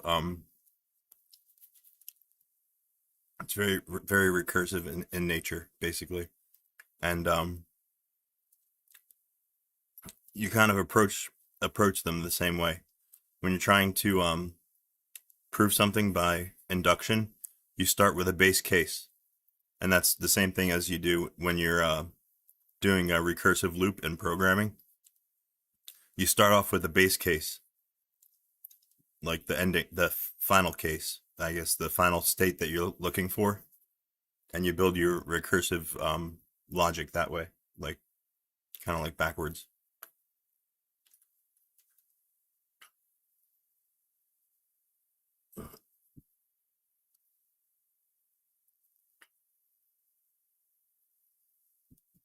Oh, Minesweeper. I remember Minesweeper. That's a classic.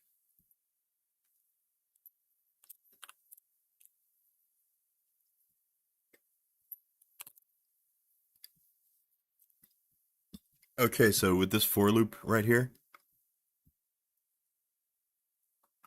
what we're basically doing is we're taking the array called capital X, and we're assigning each element in that array um, a random number, looks like between 1 and 10. Yeah.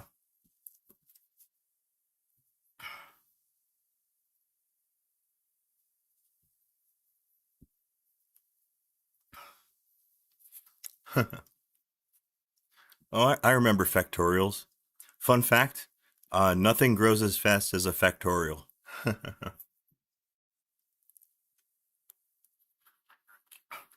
Like you've heard of exponential growth before? Well, exponential growth is nothing compared to factorial growth. Nothing grows faster than factorials.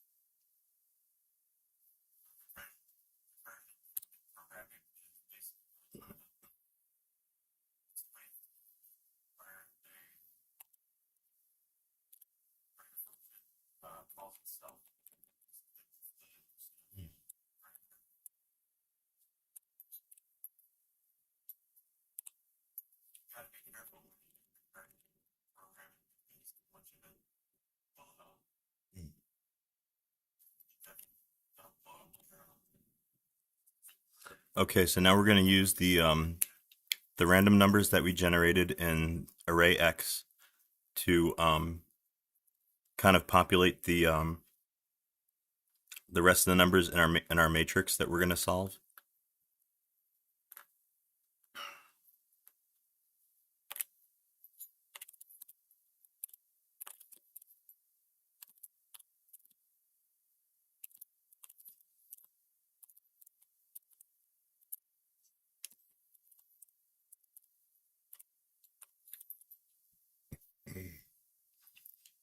And we're going to use a nested for loop here.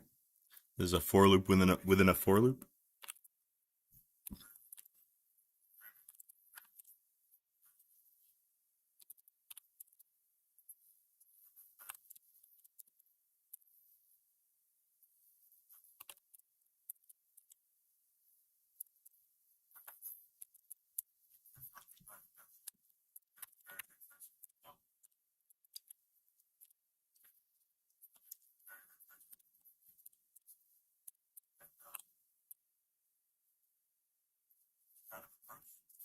Ah, yeah, the Fibonacci sequence. That's like the most famous use of recursion in programming. If you want to generate a series of Fibonacci numbers, yeah, the best way to do that is using recursion.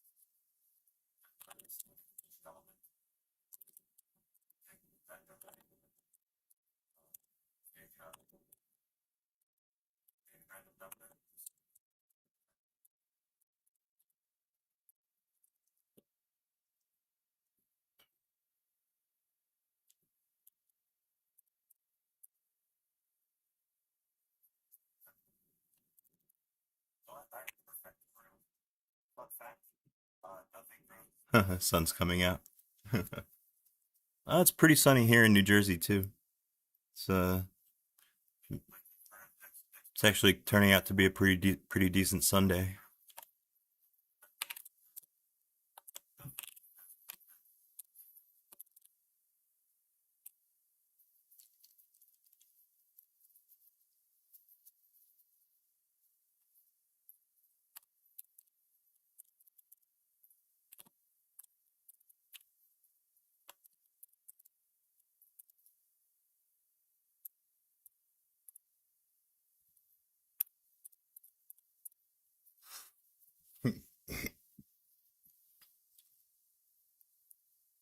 Yeah, I guess you got pretty short summers up there, and up there by the Great Lakes.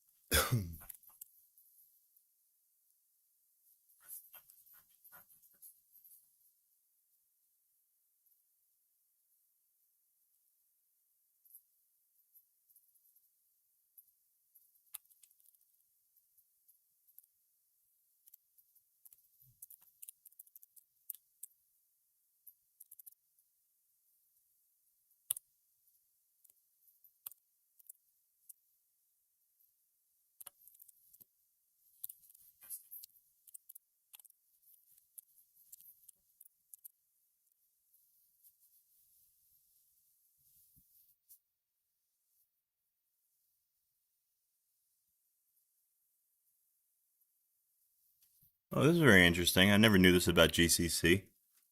Um, for loop initial for loop initial declarations are only allowed in C99 mode. Huh.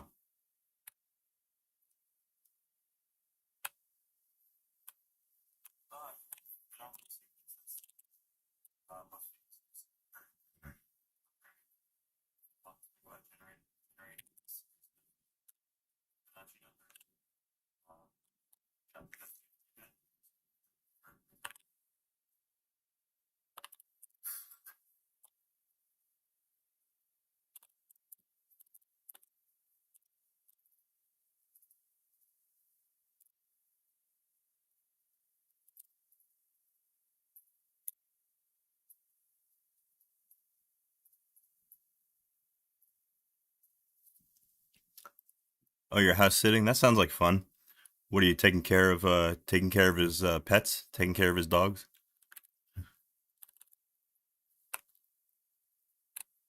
That's very nice of you.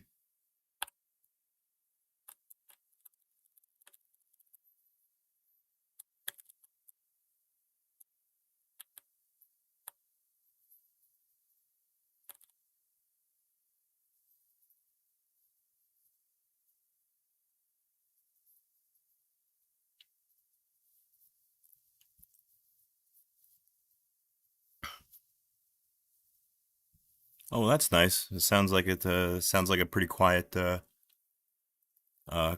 of situation to live in. That's nice.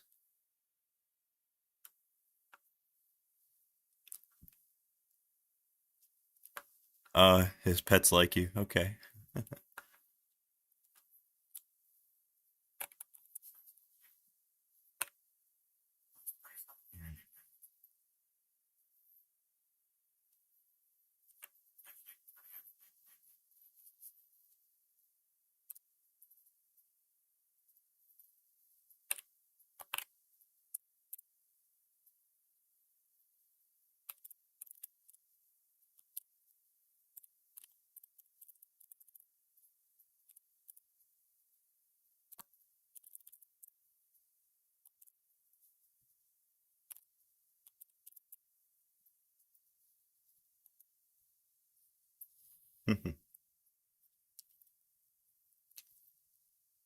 Kayaking. That sounds pretty fun. That's really good for you too. That's good for your upper body. Rowing? Yeah. If you do a lot of rowing, that's you'll burn a lot of fat.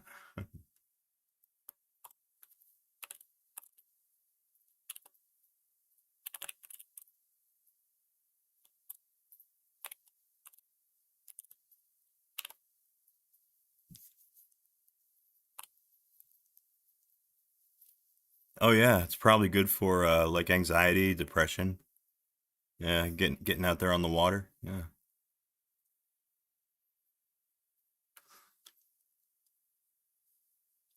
Let's see. So we just called a function print system. So let's write that function out.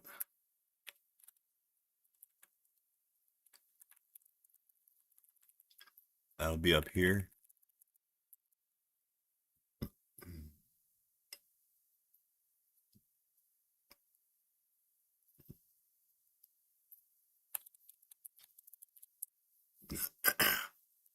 Yeah, that sounds really nice. I hear you. I hear you there. It's nice to get away from civilization when you can.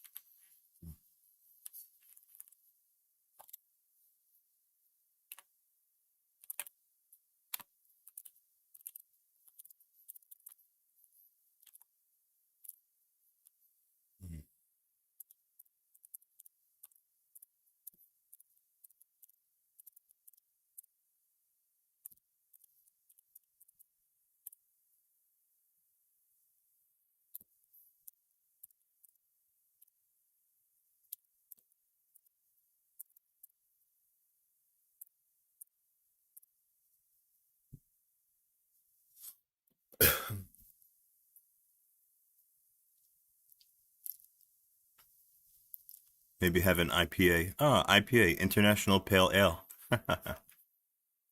Yeah, that's beer lingo. Void print system.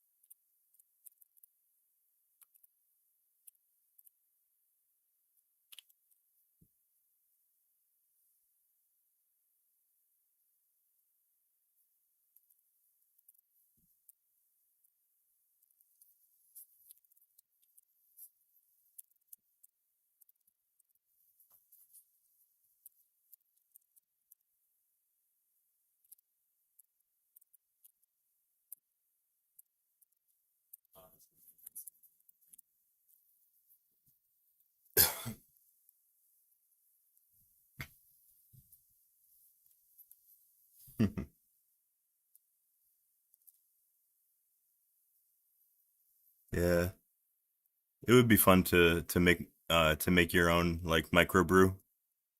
Make some IPAs, make some uh whatever other kind of beers there are.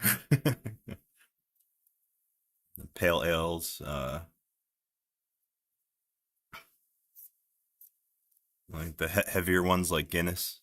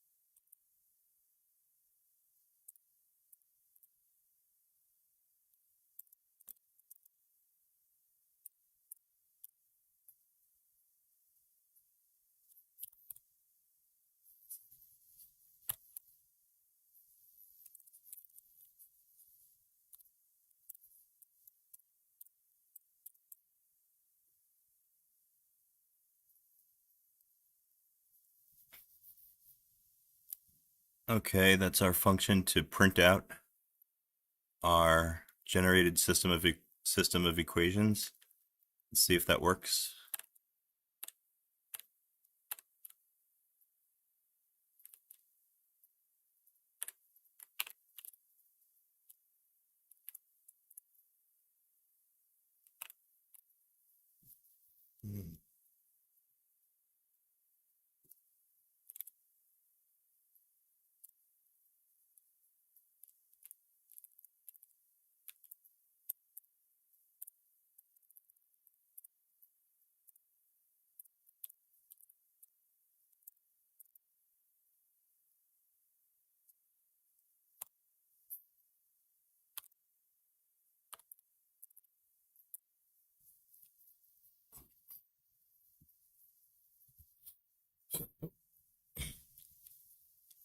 Okay. Program's coming along quite nicely so far. There's our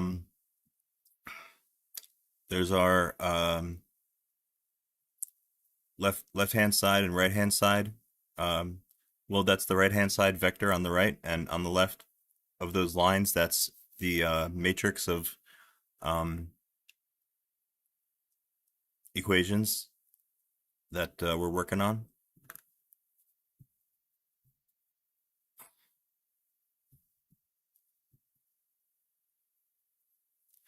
Make an alias to compile and run.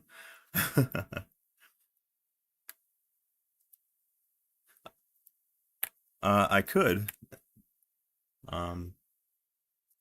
It's just as easy. It's just as easy looking through my history and running it like this. Maybe if my project was a little bit bigger. Let's see. Okay, so we printed out our generated our problem that we're going to solve. Okay, the next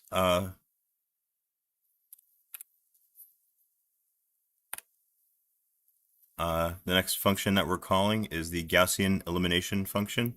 This is where the meat of the program is going to be. This is where the algorithm resides, basically. That is going to solve this equation system for us.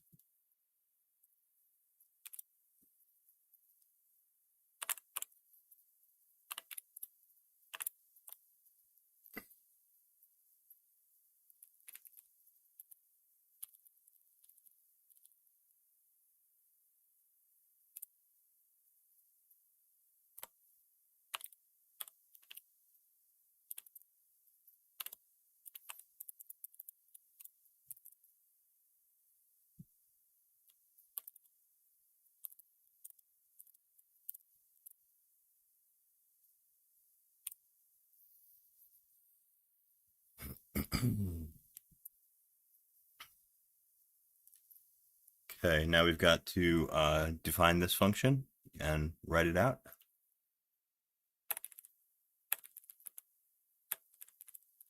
Put it up here.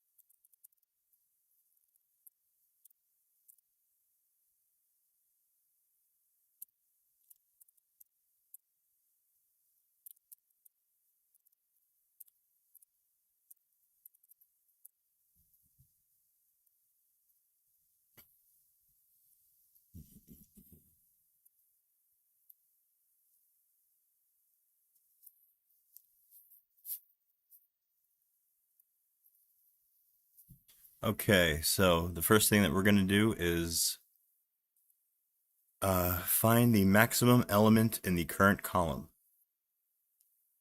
Yes, that's right, because that's what we're going to want to pivot on.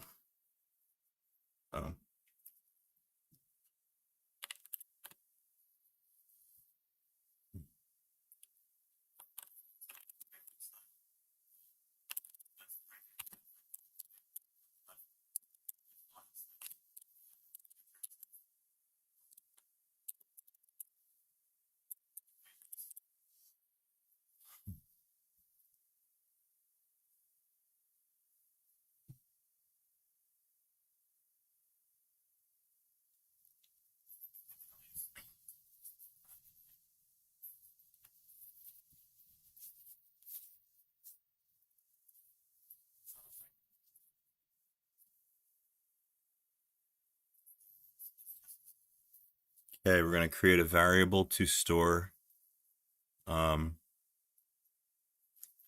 row number with the maximum number, with the maximum element number in it.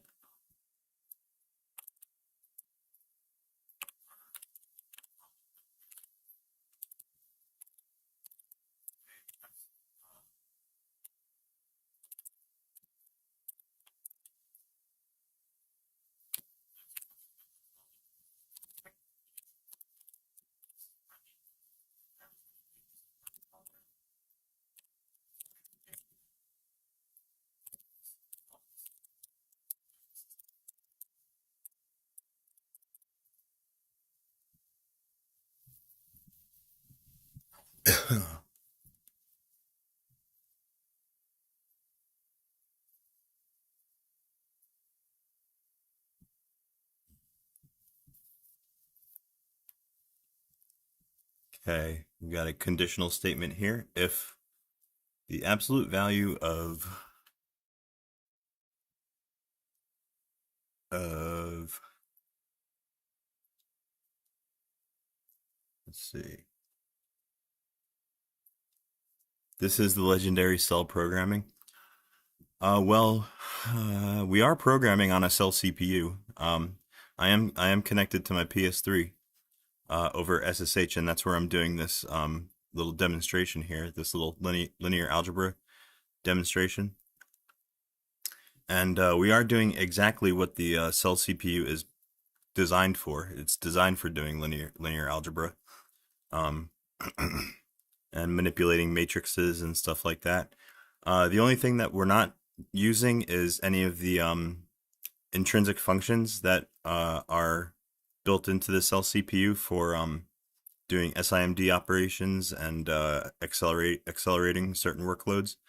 We're not using any of those special functions, but we are programming on the cell CPU. So if that answers your question, yes, technically we are doing some cell programming. We're just not using any of the special capabilities of the architecture at the moment.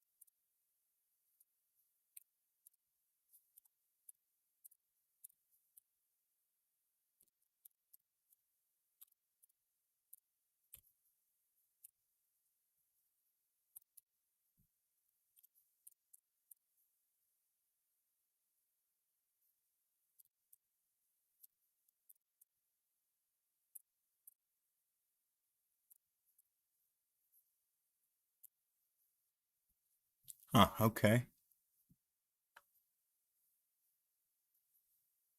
I probably made so many errors. I probably made so many like typing mistakes.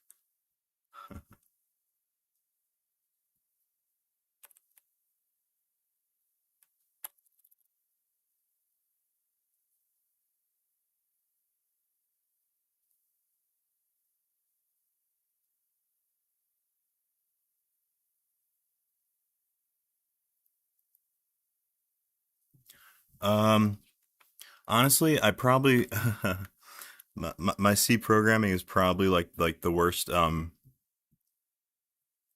Like I probably do like the worst practices of it like possible for C programming.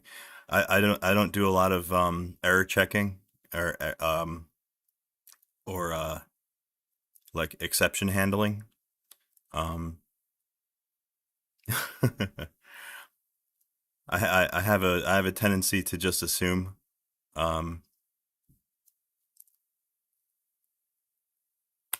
stupidly that that the code's just gonna work for me the first time, and not have any like logical flaws.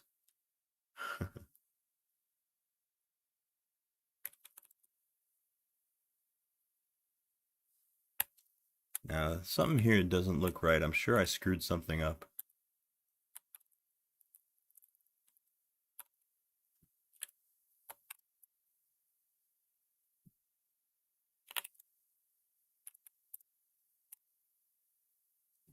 Oh, maybe I didn't. Ha ha ha. How about that? Looks like it compiled.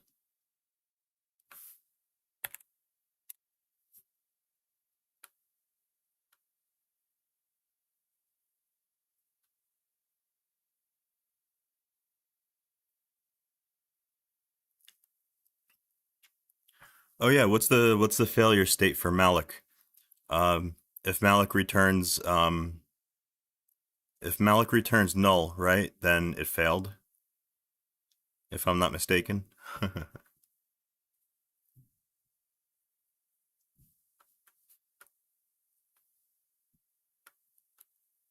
Yeah, I like I said, my error checking is woefully inadequate um for most real world like programming applications.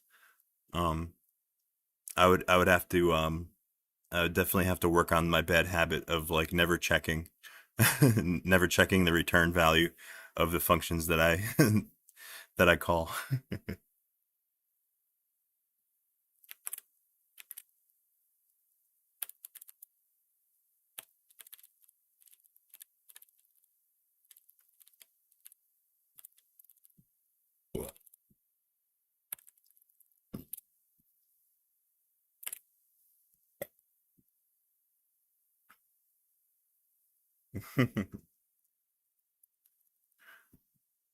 Well, yeah, it's always nice to know that like some of your bad habits aren't like aren't like just you.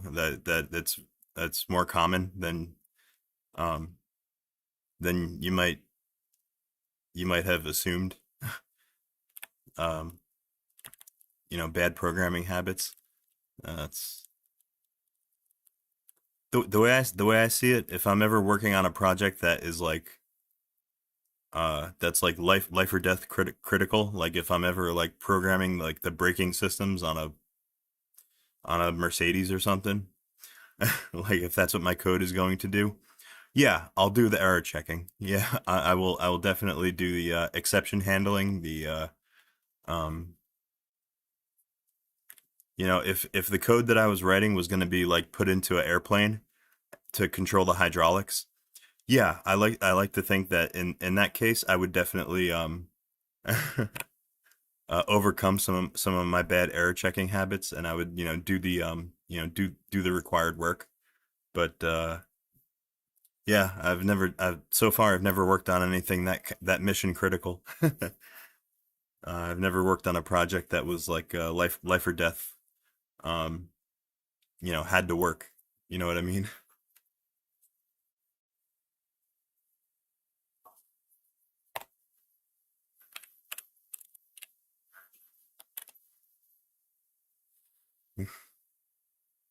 Yeah, it depends on the project that you're building.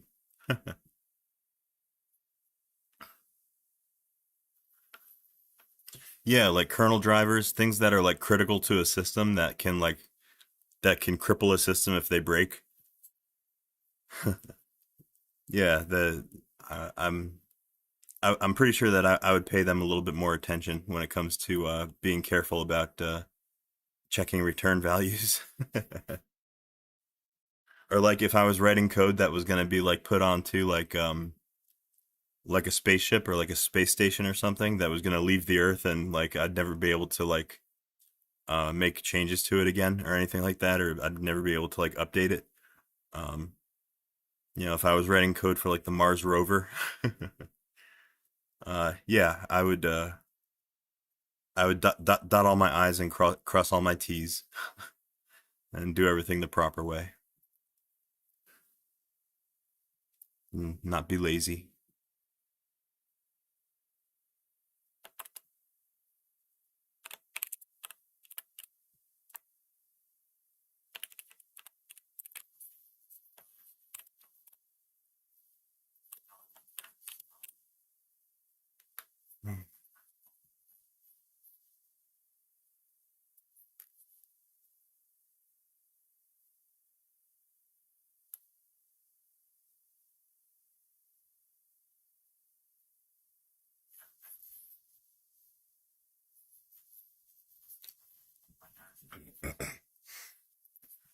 Ah, well, that's always the trade-off, isn't it? Right, right, Damian. Performance versus safety. It's the same thing with security. Um, it's always a trade-off. You're either going to get more secure code or you're going to get more performant code, but it's almost never that you can have both, right? Security always comes with a cost of overhead, as far as I can tell. It always comes with a penalty.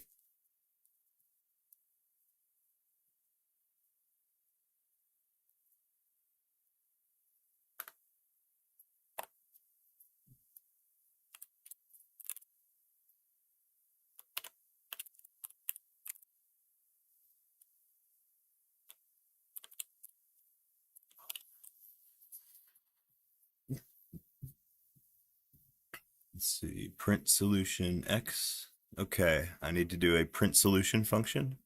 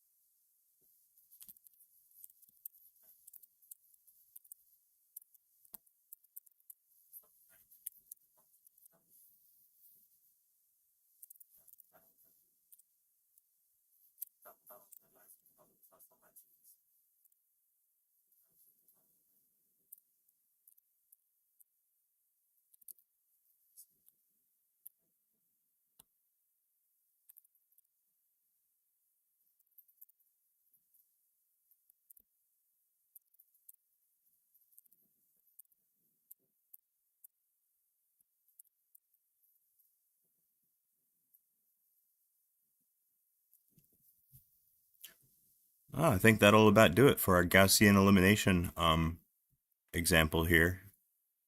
I'm going to go ahead and save this and see if it compiles. Hopefully I didn't make any big boo-boos. Hey! I can't believe I didn't screw anything up. It compiled. Hopefully I don't have any logical boo-boos.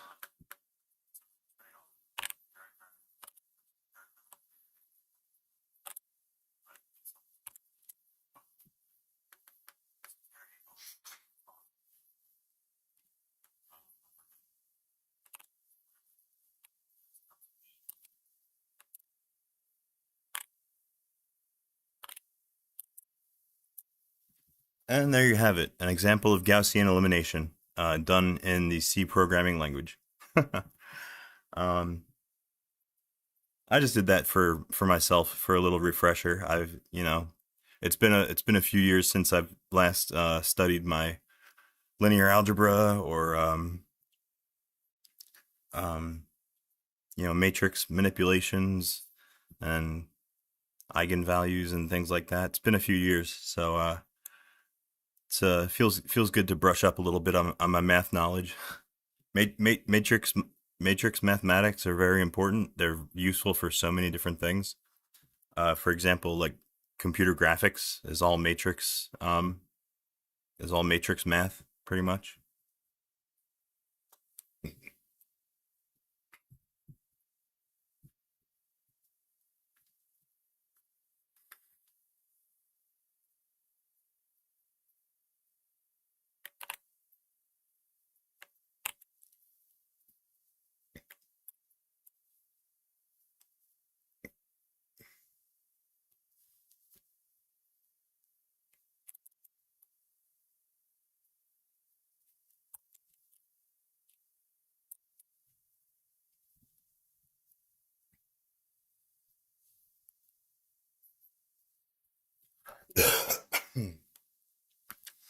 Alrighty, and on that note, I'm gonna go ahead and take a little 3 to 5 minute break really quick. Bear with me. I'll be back in a few minutes, and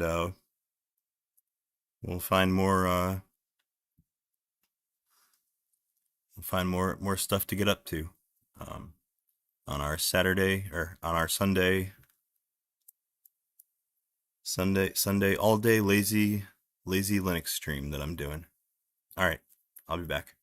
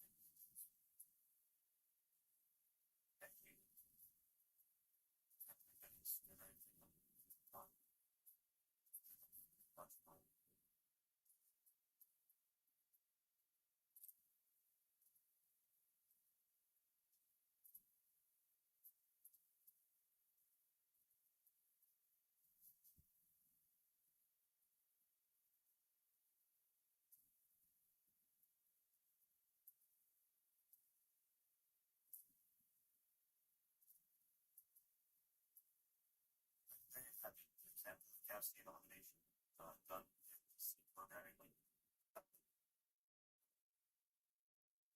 I've for myself, a little bit refresher, but it's been a few years since I've last studied mine. Figure out where matrix manipulations I can include movements in a few years. So feels good to brush up a little bit on my math matrix mathematics are very important. They're useful for so many things. For example, computer graphics, solid matrix, matrix math.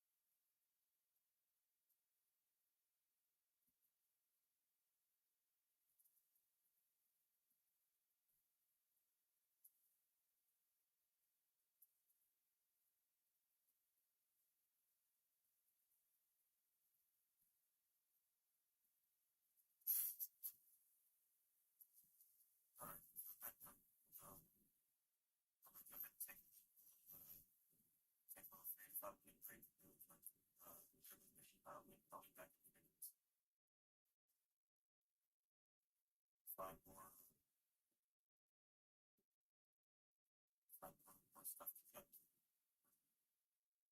Saturday, Sunday, all pages.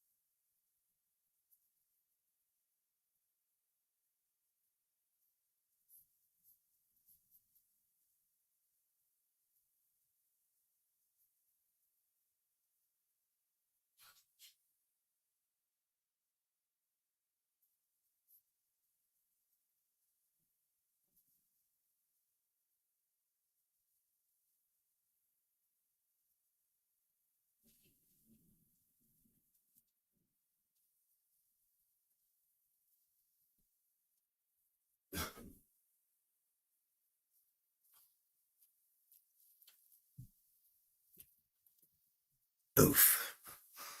All right, let's see. You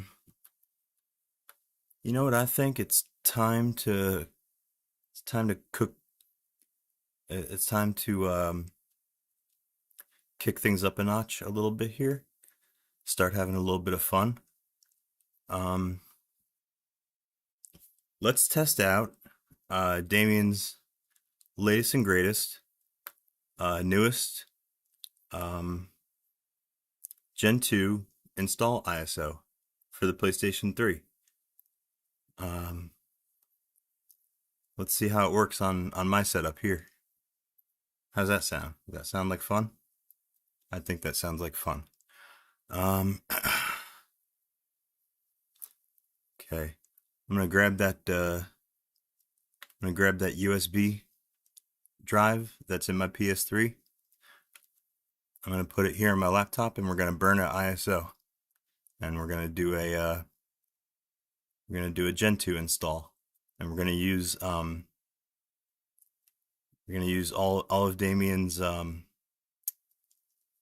scripts for setting up Gentoo on the PS3, and we'll see how far we get, see if it works, and see if it works on my setup here. All right.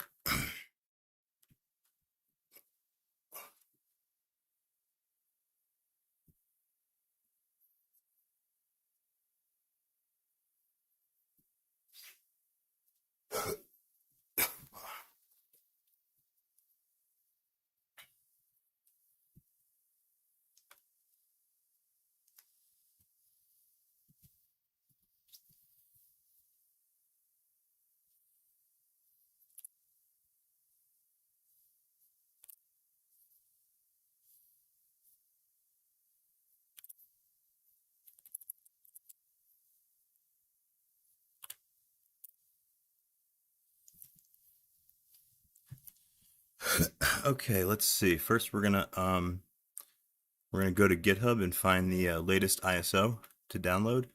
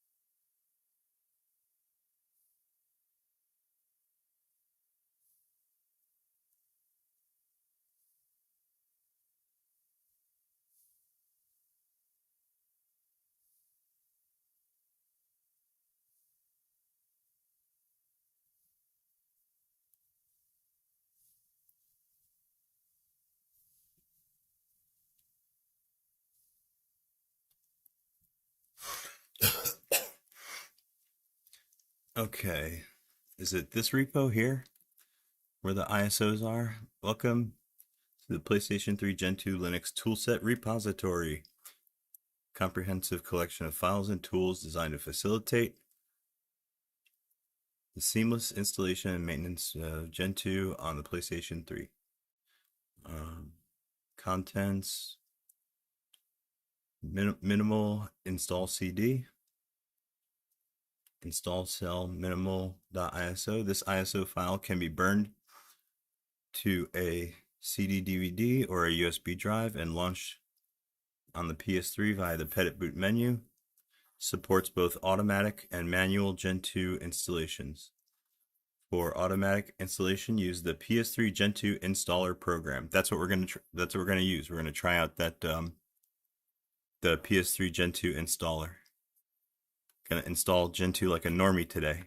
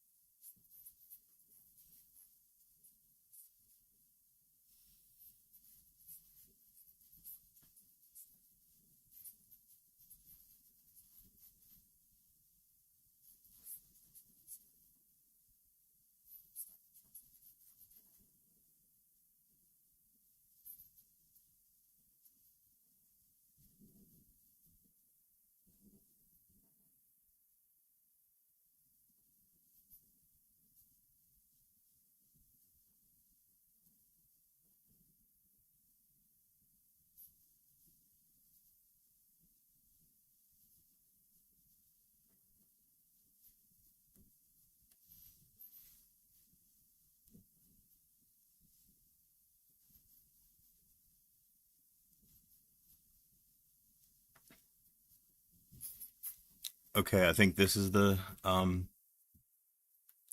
repo that I was actually looking for. Let's see, these are in these directories here. These directories have they're labeled by dates, which means this bottom one is going to be the latest one, 2025 3/9. Oh, so this is very recent.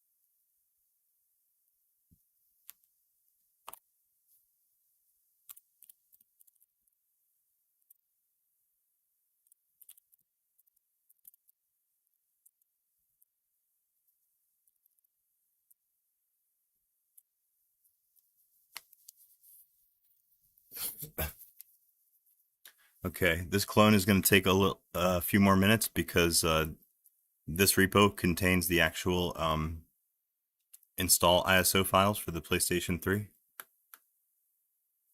Oh, while I'm at it, let me rename my stream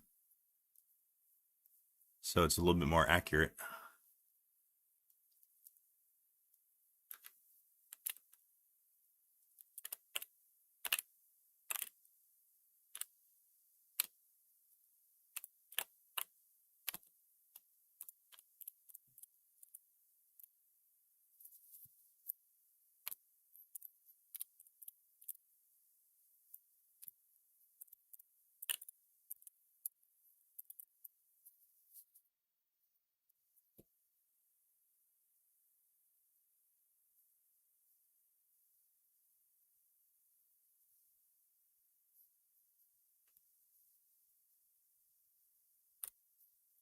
And in the description here, I'm going to put Damian's GitHub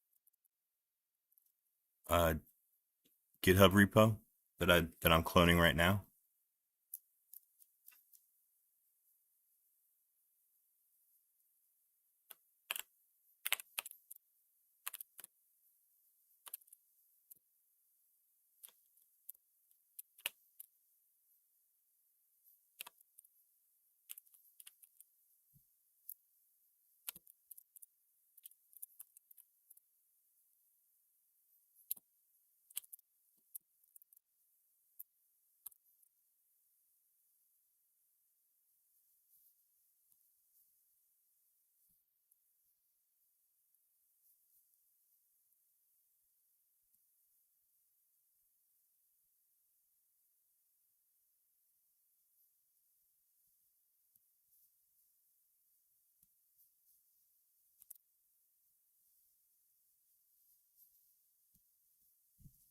There we go.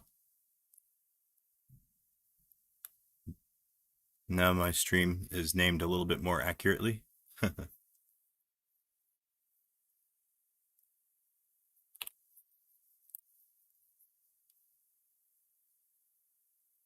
Oh yeah, this is taking a minute to clone. There's more than one install ISO in here. I'm only interested in the latest one though.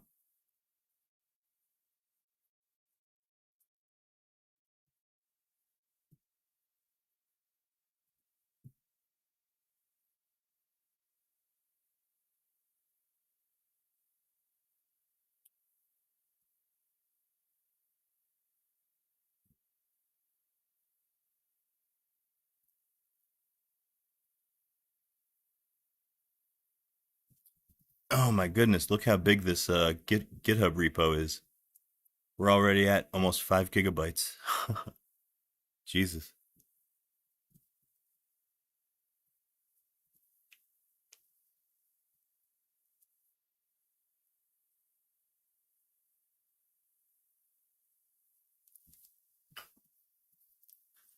Yeah, hey Damian.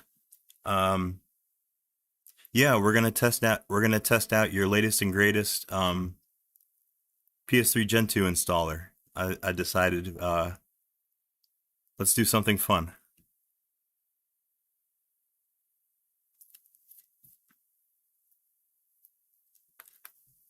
You know, now that you mention it, I think, I probably should have just downloaded the file that I'm interested in. I'm really only interested in your latest the latest ISO. Here, let me see if I can find it on in Firefox here.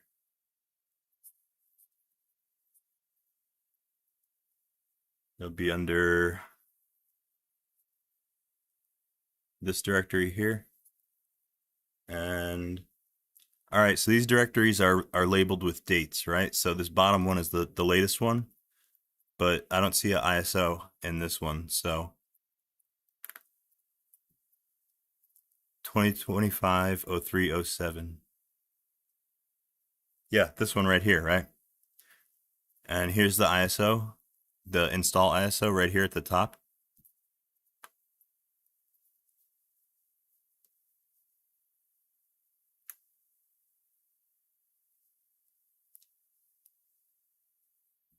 Maybe I can just download the raw file. I wonder if this will go faster than the clone. Yeah, we're gonna try. I'm gonna try installing GENTOO the normie way. We're gonna use your script that you developed, and just let it do its thing and see how it goes.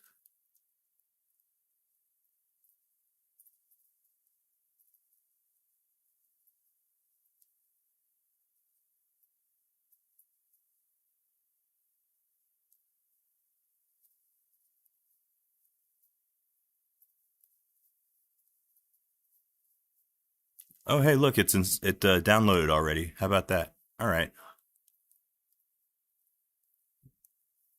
Oh, well, this is still cloning. I'm just gonna let that finish cloning. Why not? Let's open up a new terminal here.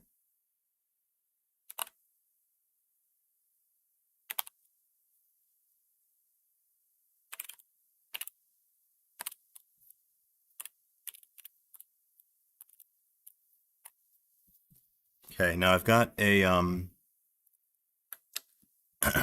I've got a USB drive plugged into this computer and ready to burn the ISO.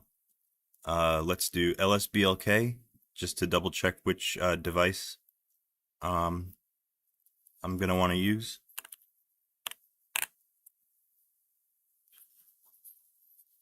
Okay, STB is that's where I save all my pirated games. SDC, this is the one.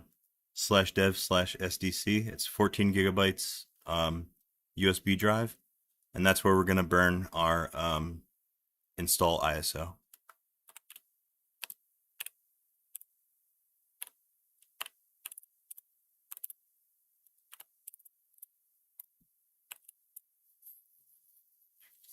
There it is right there. Install cell 2025-03-07. This is the latest and greatest PS3 GENTOO installer ISO that Damian has developed. And let's go ahead and burn that onto our /dev/SDC USB drive.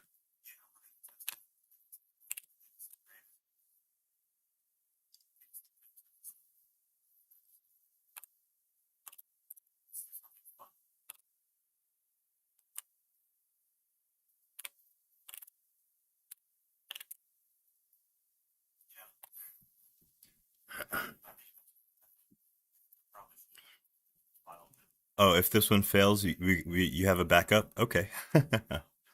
Well, fingers crossed. Hopefully this ISO will boot on my setup here.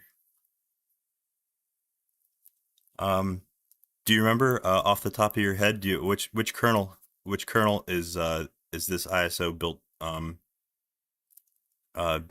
to boot?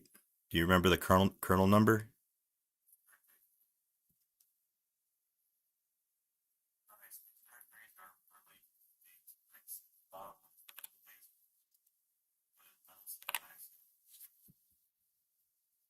Six dot six dot something.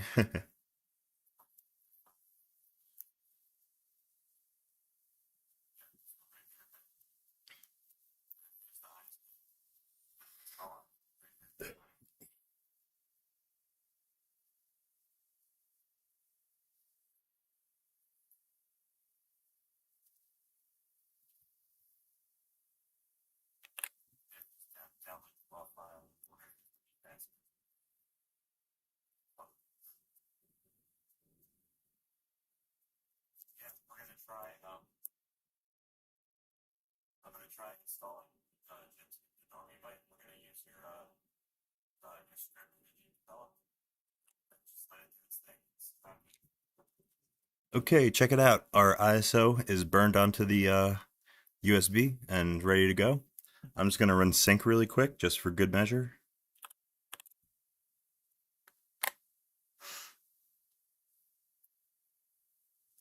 Alrighty. Now I can remove the USB from this computer, and I'm gonna go put it in the PS3.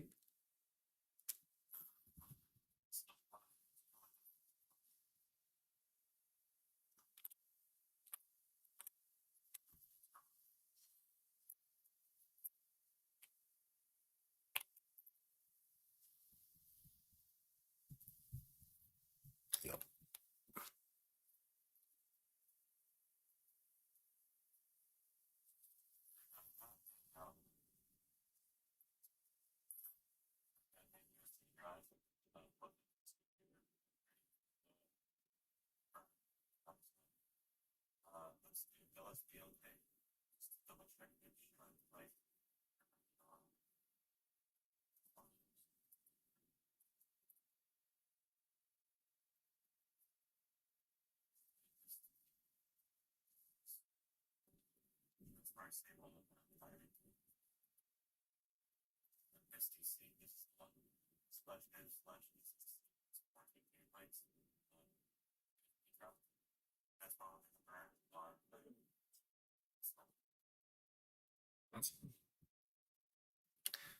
Uh-oh, two things to consider.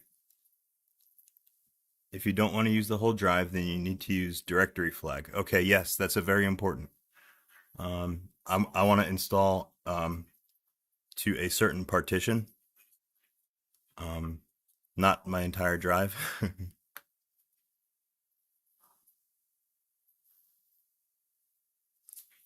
And before that, mount the partition yourself manually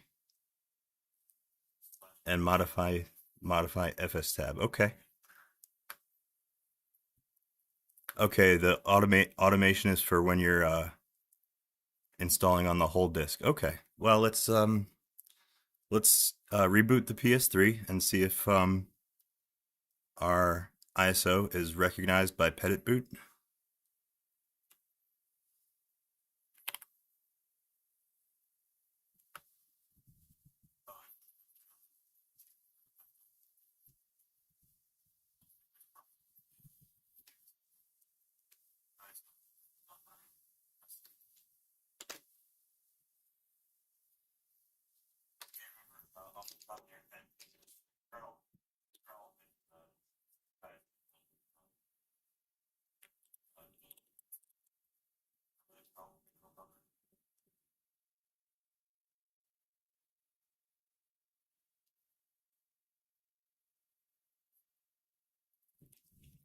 Oh, cool. You can set a different root password. That's nice. And the host name.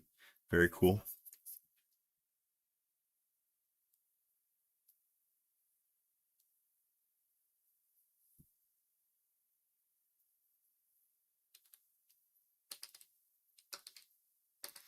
Okay, PS3 LFS, that's my LFS partition. Fedora, that's a Fedora. Here we go, boot live CD. Boot live CD, kernel, PS3, bar pedit boot, blah blah blah blah blah.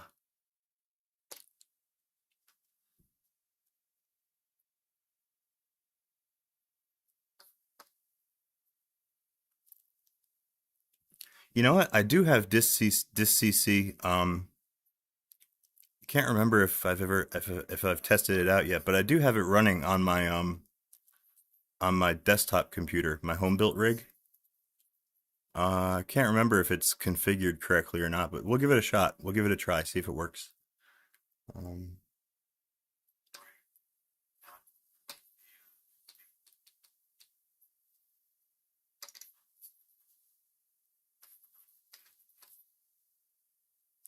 I'm just going to change the video mode so that I like to keep my video modes the same all the time, because otherwise it could make my capture card glitch out and mess up my stream.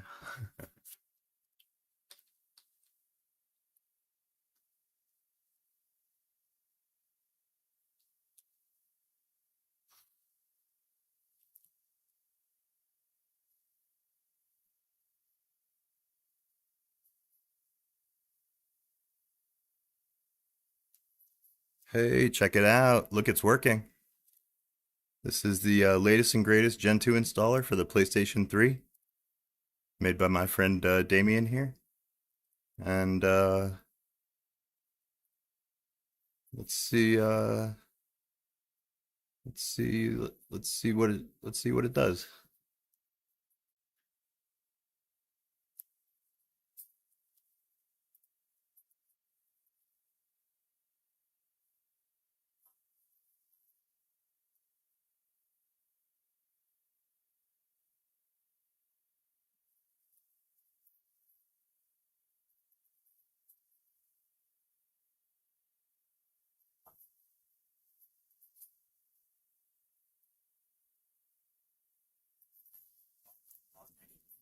Just in case, check the internet. check the internet is working and check the date. Yeah, it should be fine.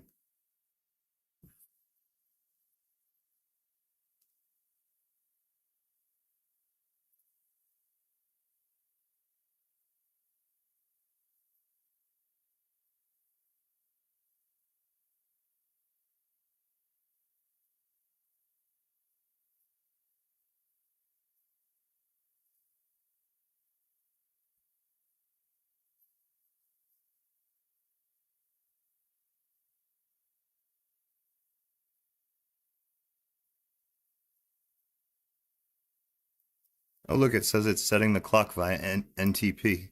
So that seems to be working. Oh, you have a verbose option. I like to use verbose. Yes. Check it out. It's all booted. Haha. Lovely.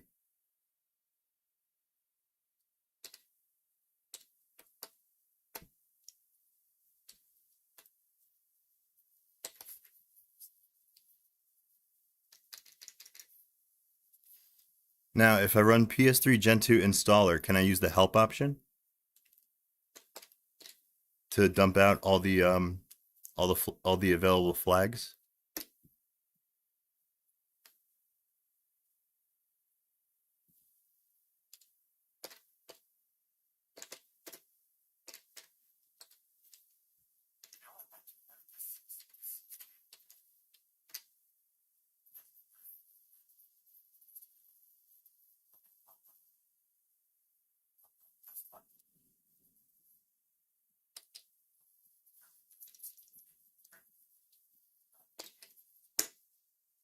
Here we go.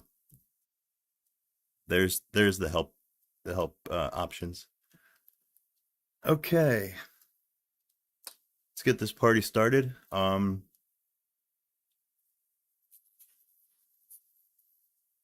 right, so I'm going to use the directory flag instead of the device flag. You know what? Let me just check out my PS3's hard drive first and see what kind of partitions that we're working with here.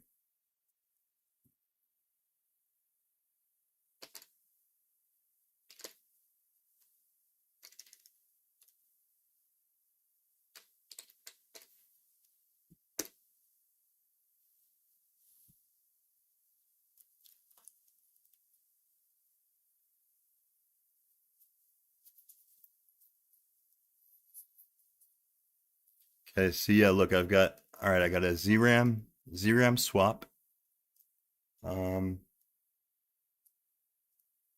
SDA1, SDA3, SDA2, PS3 VRAM. Are we using the VRAM right now? Yes, we are. Very nice.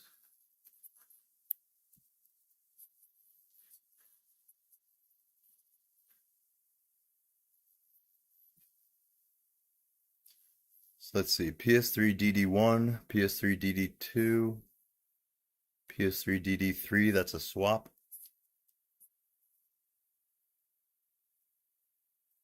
All right, we're gonna install this onto PS3 DD6 partition, because I don't think I'm using that one at the moment.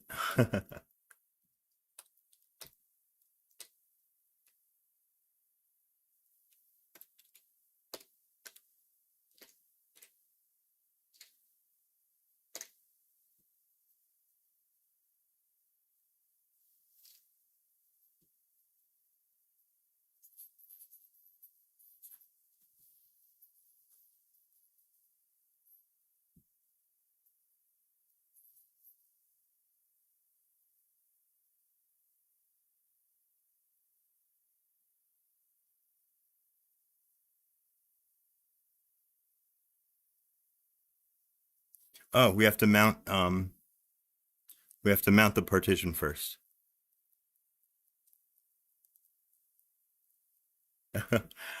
Okay, Damian.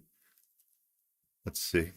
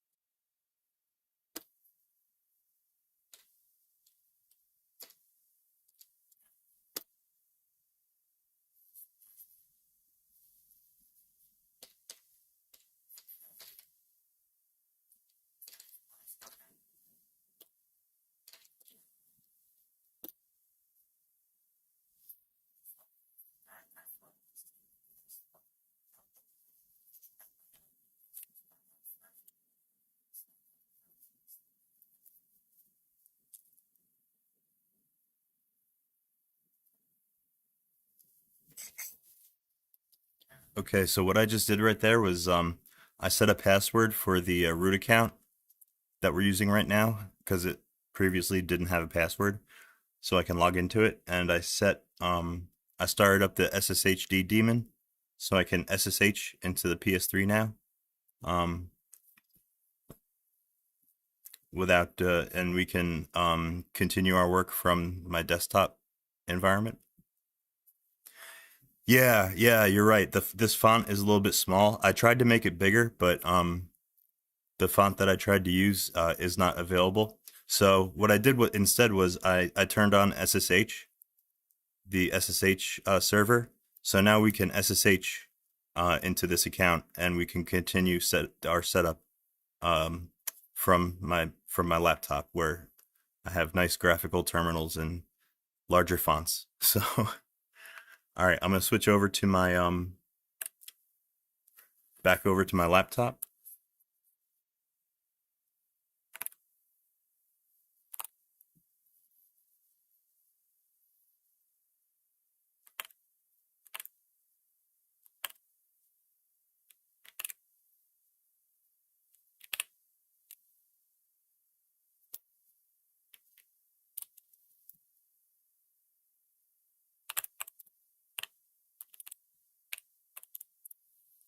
me check my known hosts file. I have to delete one of these entries. Let's see, Envy, Asus, PlayStation. Yeah, if I didn't delete that entry, then I wouldn't be able to SSH into the PS3 running this account.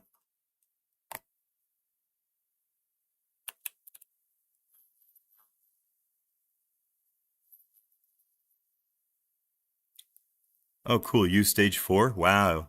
Stage 4 tarball. So here's what we're going to do. I've got the installer running on my PS3 on that the black screen that you just saw.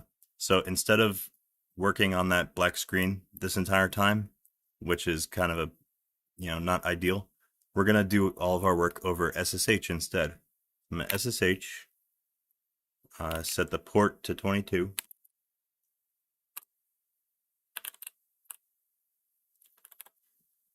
And we're going to log in as root.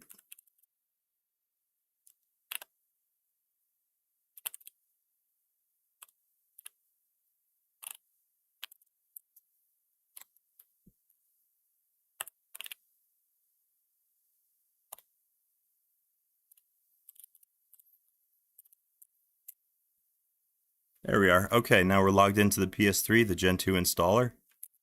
And we can now work using this nice graphical terminal to do our work instead of on that big black screen.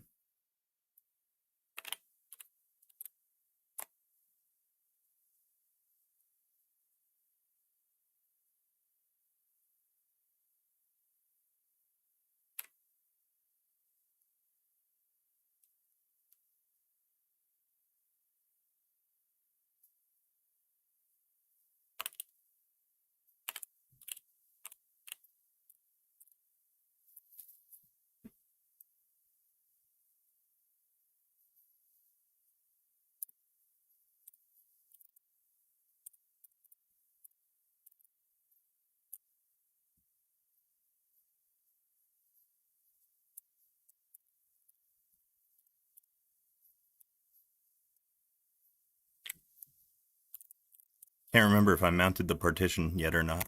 I don't think I did. No, I did not. Okay, let's mount our partition that we want to install onto.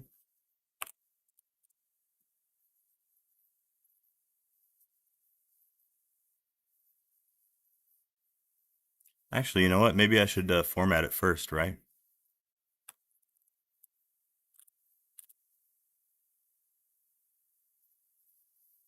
That's all right. We'll just mount it.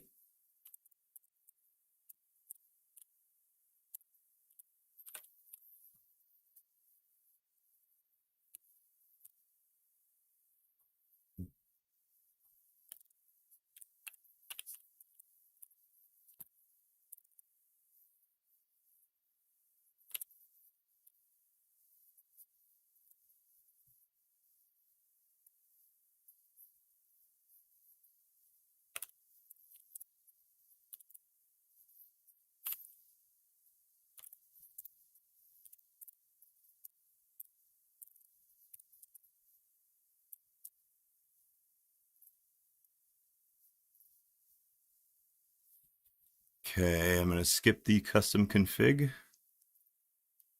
Modify configuration file before installation. I'm just going to leave it alone. Let's set a host name.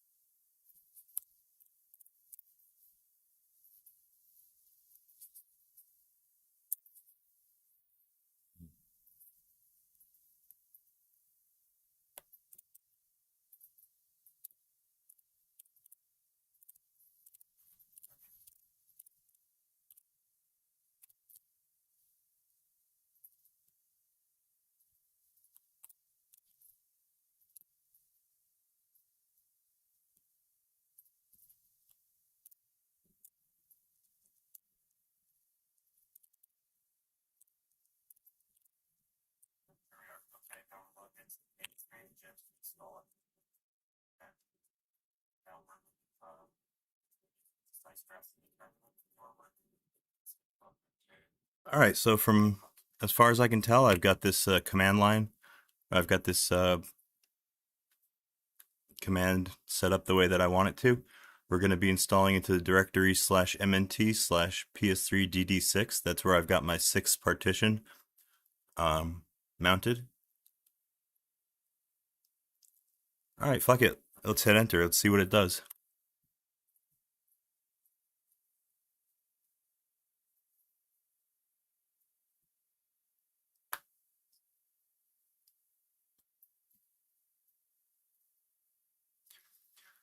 Okay, we've got some questions to answer here.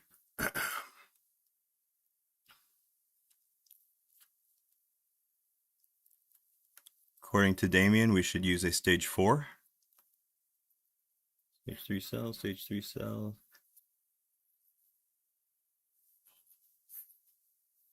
Stage 4 cell OpenRC or stage 4 cell system D.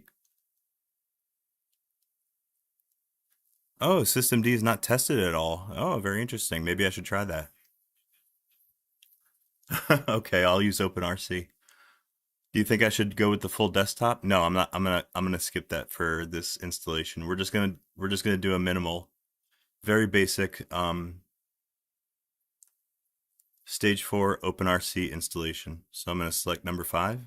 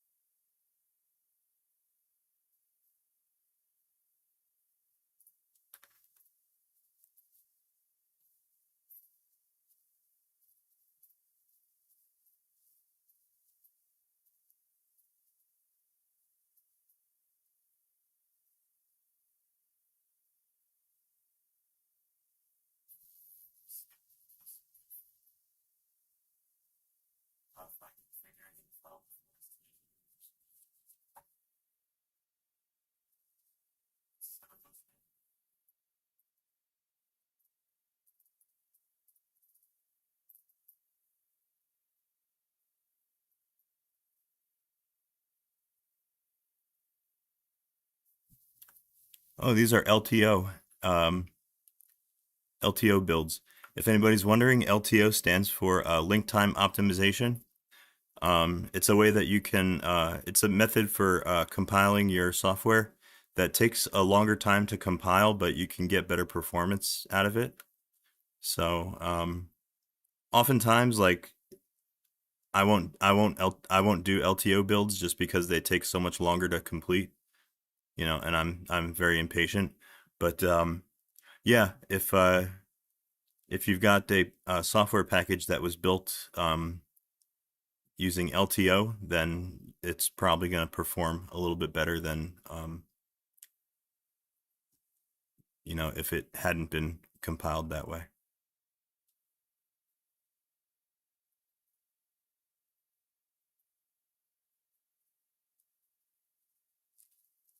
Let me double check and make sure I've got distcc running on my desktop. on my home built computer.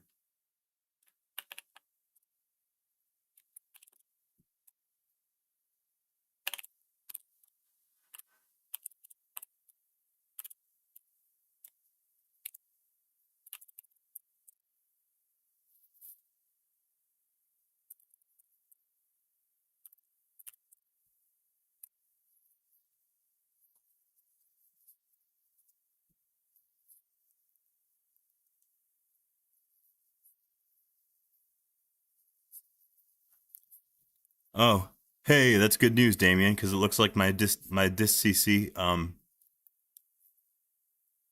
my distcc I didn't isn't working.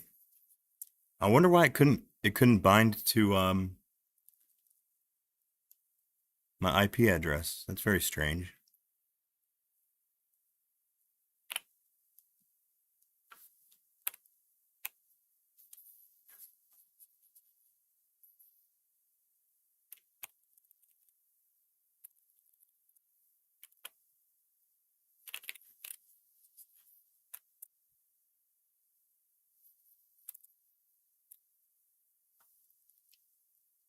Oh, check it out. It's running now.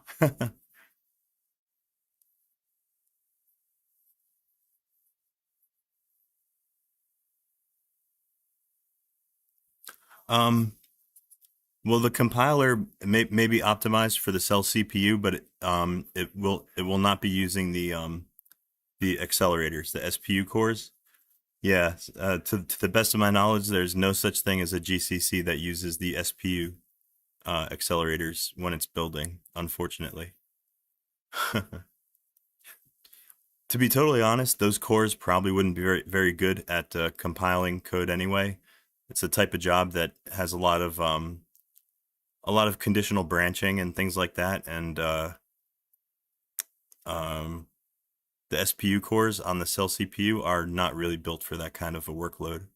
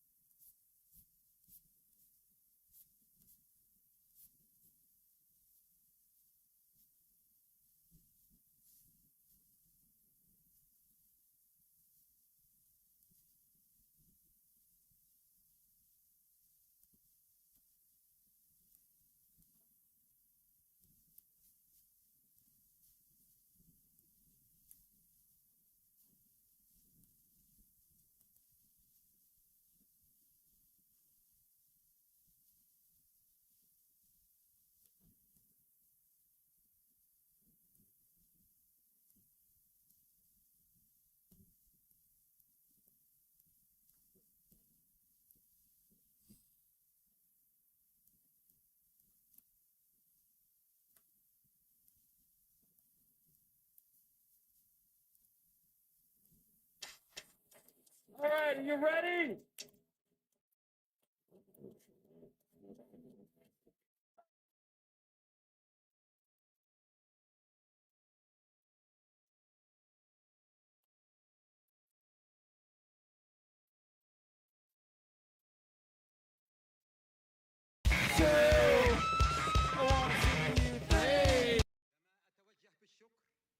إلى دولة روسيا الاتحادية وإلى الرئيس، وكذلك شكرنا للوزيرين وإلى حكومة النرويج ووزير خارجيتها لدورهم الإيجابي في التوصل إلى هذا الإنجاز الكبير.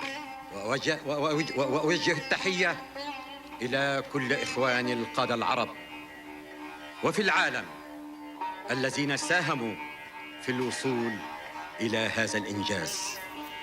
إن معركة السلام أيتها السيدات والسادة هي أصعب معارك حياتنا. كل الجهود لأن أرض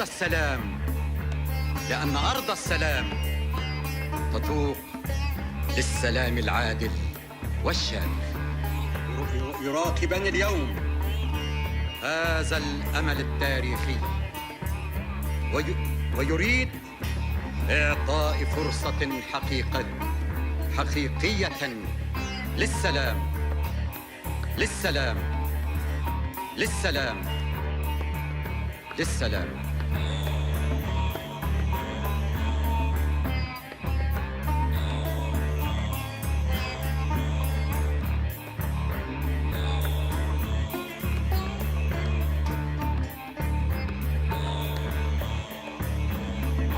Can I steal your mind?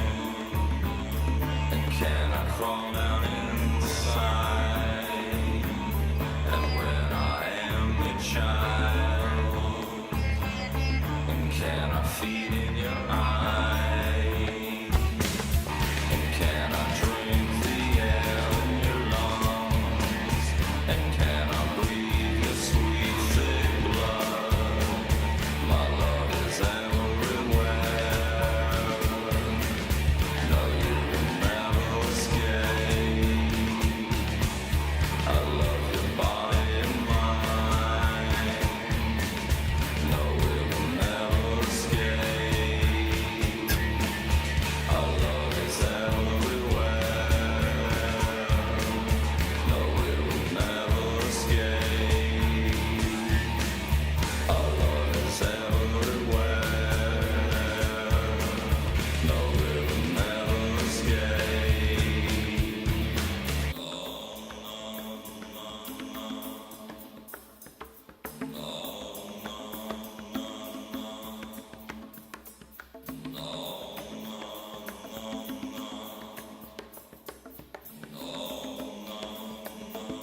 Then can I take out the cord and steal the fruit in your hair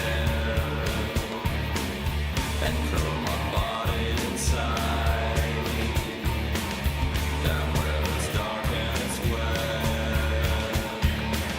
I love you more than you like. I love your body and mind. I love you more than you like. No, it will never escape. Our love is everywhere. No, it will never escape. Our love is everywhere. No, it will never escape. Our love is everywhere. No, it will never escape. Our love is everywhere. No, it will never escape. Our love is everywhere. No, it will never escape. Our love is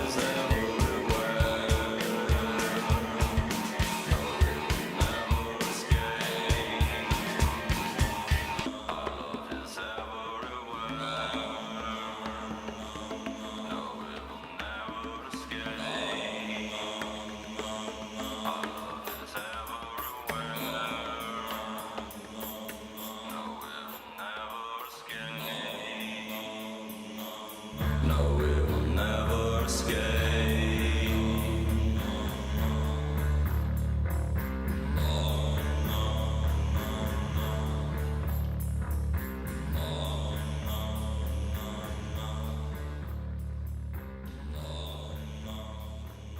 ويريد إعطاء فرصة حقيقية للسلام.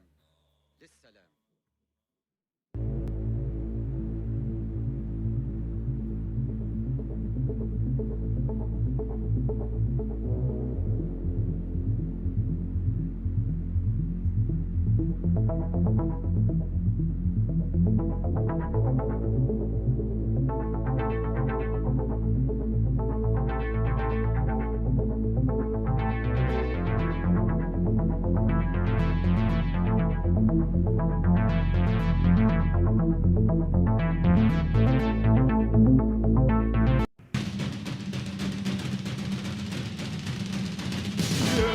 I walk through the valley of the shadow of death, I know there's no respite for me.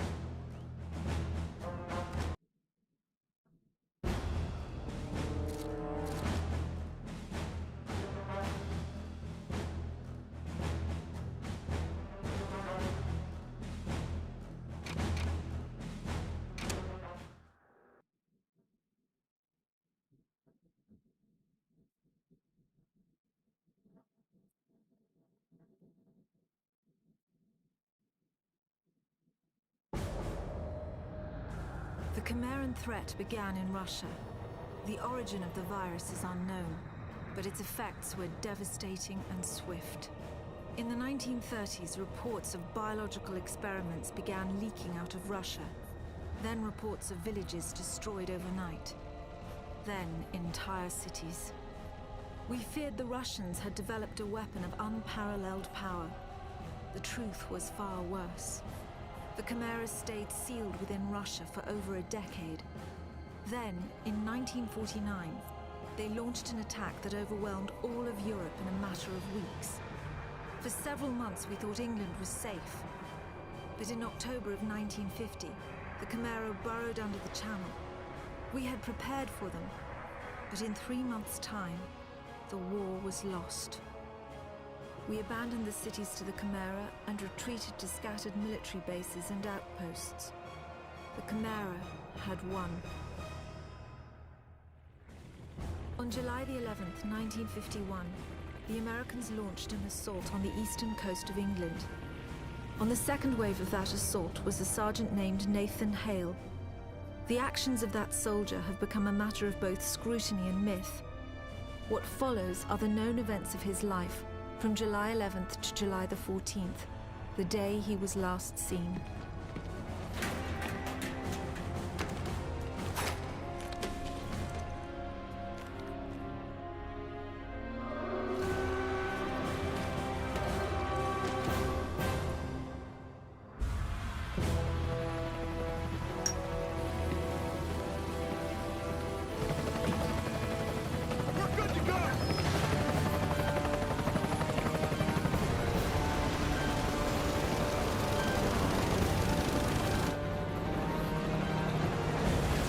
Soldiers had no idea what they would soon be facing. The US government had sealed its borders in 1950. Radio waves and newspapers became state property. Only the highest levels of their government knew the truth. The operation was an exchange. The Americans were bringing supplies and tanks into York. We were giving them our one secret weapon, something we could offer that they couldn't build themselves. I was the commander of the convoy team that was to meet the US soldiers. We were ambushed in Manchester on the way to the rendezvous. There was no way to warn the Americans. They were on their own in York, fighting an enemy they knew nothing about. We never learnt exactly what happened there. All we know is that Nathan Hale was the sole survivor. Go! Go! Go!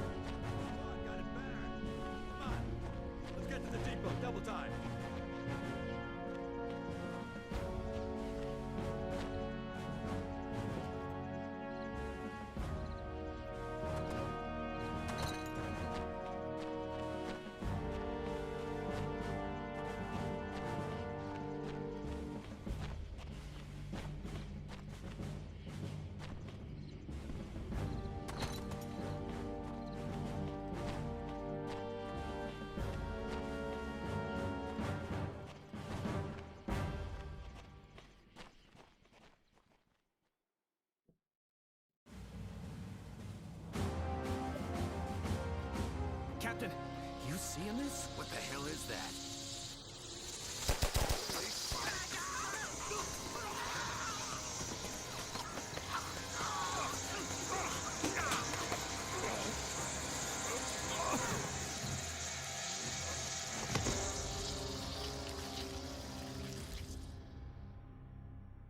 No one knows exactly how Hale was infected by the Chimeran virus.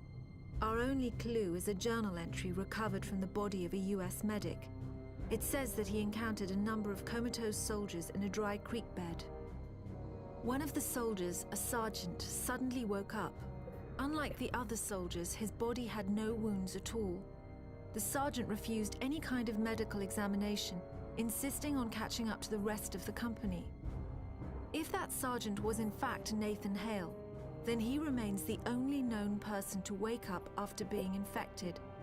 Whether the Chimeran virus mutated within him, or whether his body had an innate resistance to it, remains a mystery.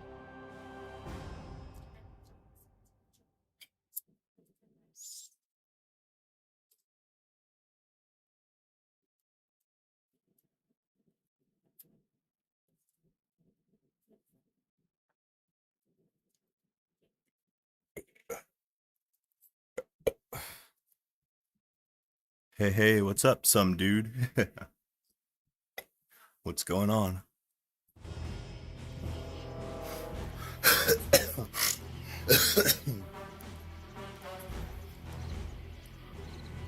Sarge, you all right?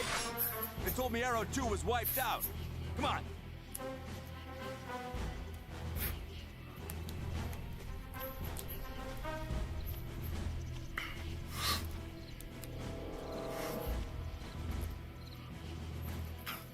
Yeah, same here. Lazy Sunday.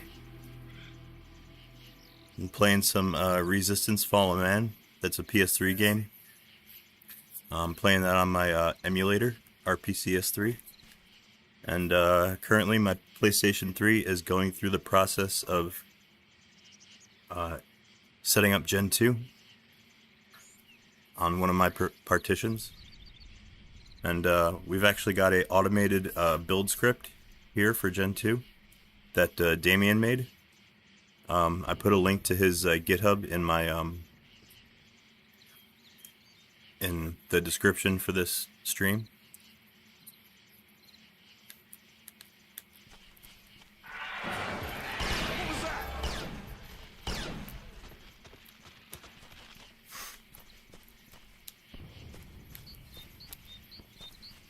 So yeah, pretty much the Damian's install script is doing all the work here, and I get to just relax and chill, hang out, and play some video games, play some PS3 titles.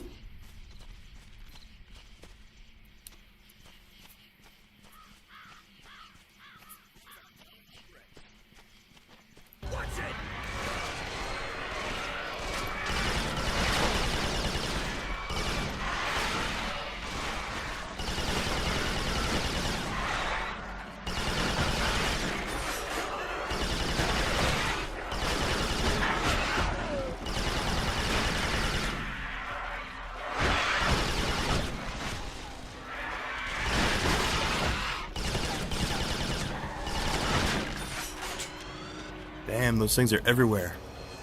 They're hard to kill.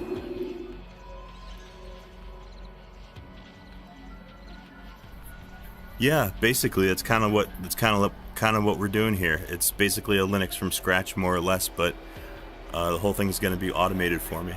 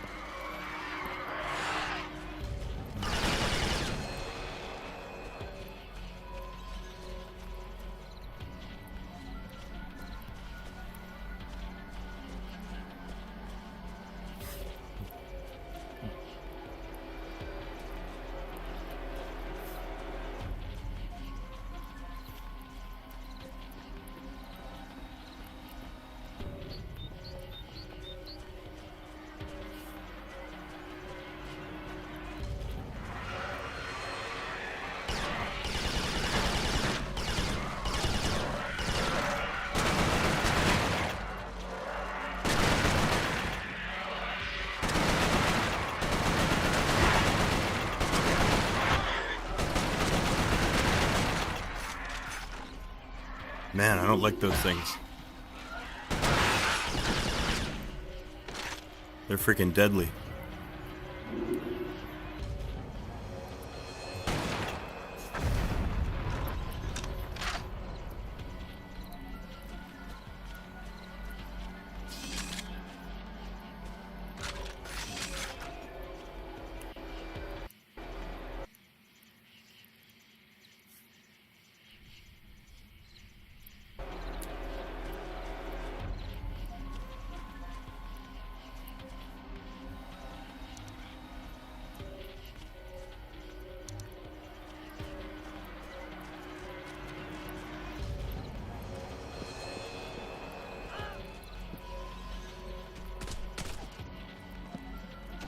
Who's shooting my ass?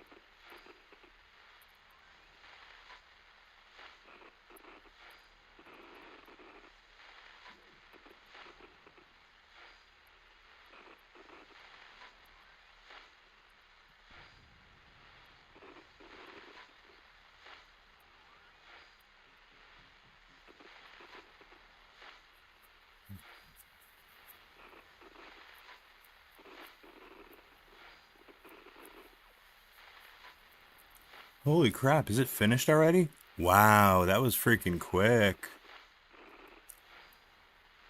Wow. That was a quick install.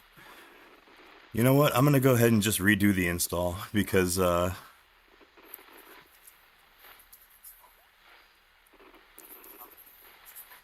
stage 4. Well, maybe I don't have to redo the install. Maybe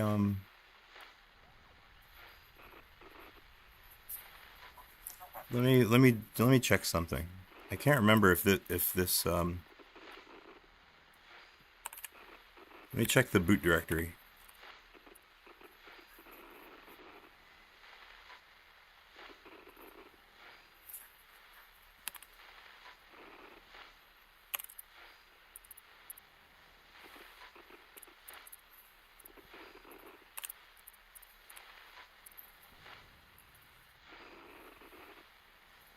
Oh no, there's nothing else on this drive, I think. Because if there was, then there would be something in the boot directory. This is all, these are all your files, so. Alright, let's double check our yaboot.conf and our fs tab, and then reboot and see how it works. See how it looks.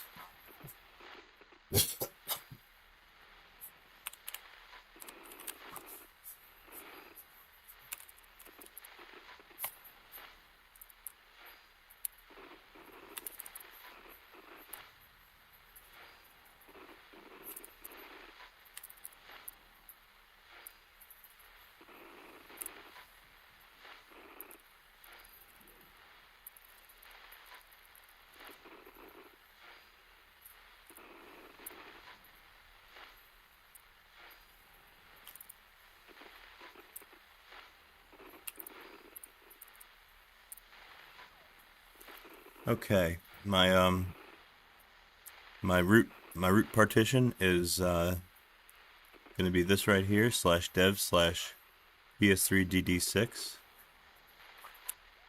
It's going to be mounted at root.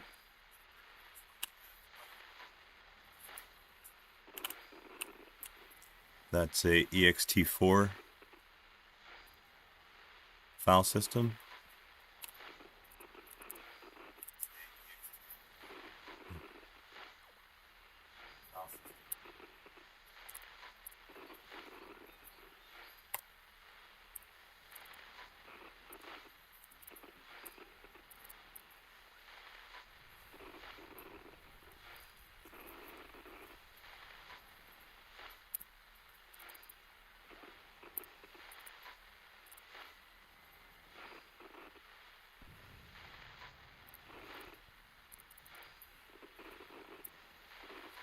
And we're going to use /dev/ps3dd3 as a swap partition.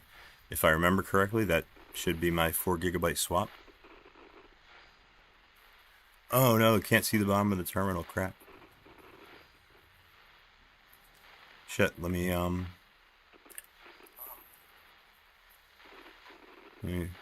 fix my screen here. There we go. Whoopsie daisy, sorry about that.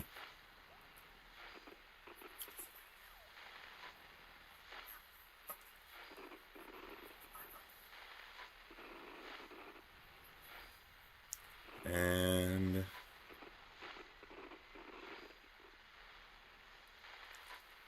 okay, so yeah, this is the FS tab that I'm gonna be going with for now.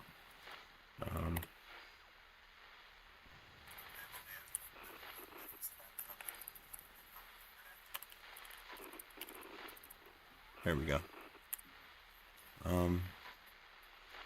Yeah, PS3DD6, that's our root, and PS3DD3, that should be my swap, if I'm not mistaken.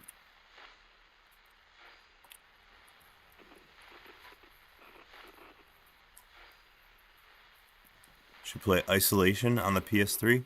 I don't think I ever played Isolation. I'll see if it's available at Vim. On the Vim site.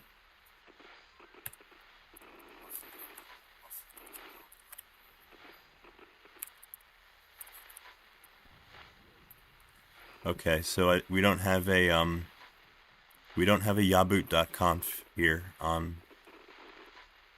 in my etc directory. So what I think I'm gonna do,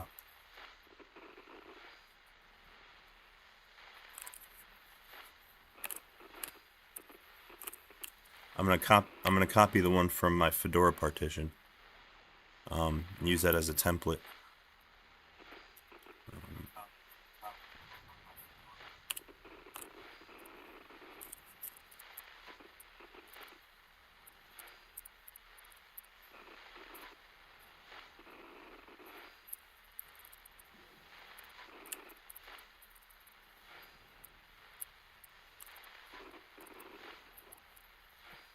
I'm going to mount that partition at /mnt/tmp.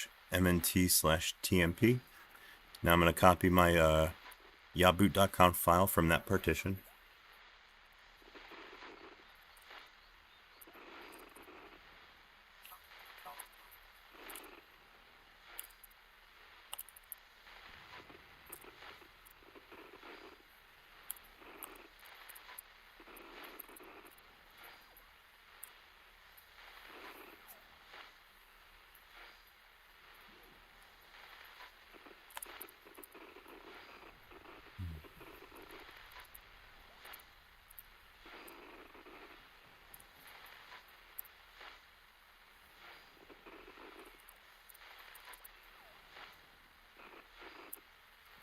Okay, here are my kernel and my init ramifs files. I'm going to copy this.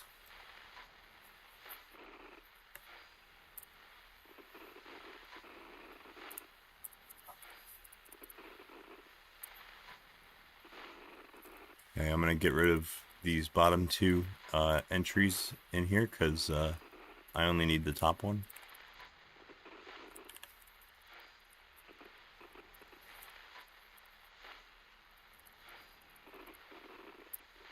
Okay, now I'm going to change this information around a little bit. I'm going to leave this PS3DA. I'm going to leave that as PS3DA because that's how my Petit boot recognizes my hard disk. So I'm going to leave that alone. Change the partition to 6 because that's our root partition.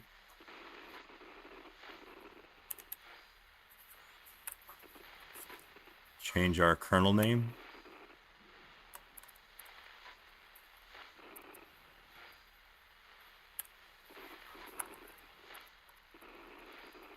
We call it PS3 GENTOO.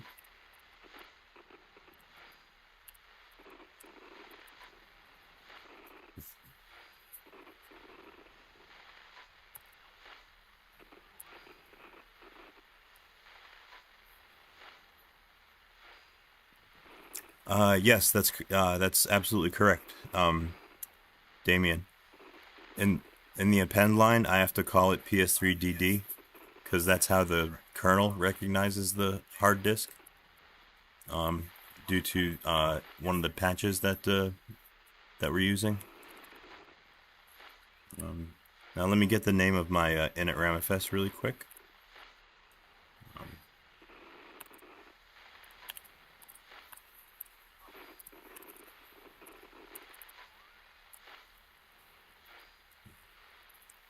Just going to copy this right here.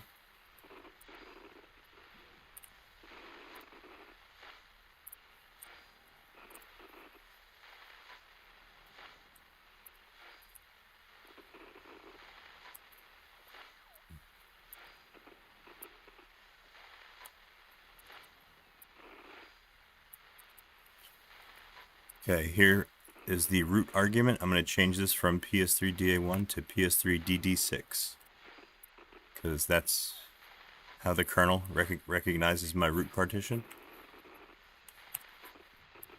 I'm going to get rid of some of these variables here. Gentoo doesn't need them.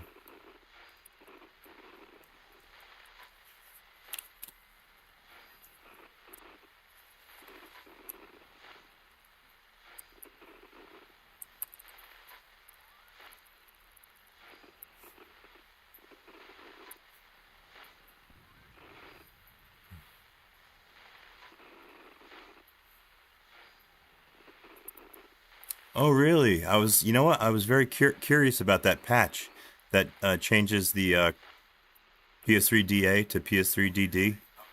I've like just lightly taken a look at it before, but I haven't really gotten like really into it, like really taken a really deep look at it. But I am very interested in that patch, and I'm wondering, I'm curious, you know, what other effects it has. That's amazing that it grants access to Game OS hard drive region. It's crazy. All right, well, this yaboot.conf should be ready to go. Should be able to boot with this right here.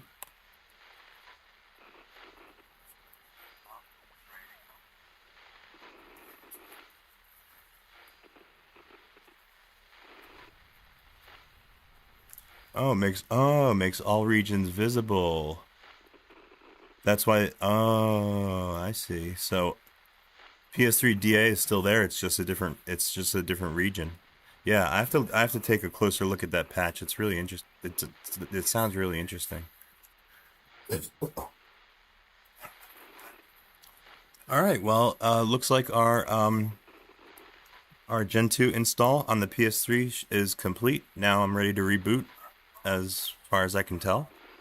So I'm going to go ahead and log out of the PS3 from my terminal here. Oh, you know what? Let me unmount the root partition.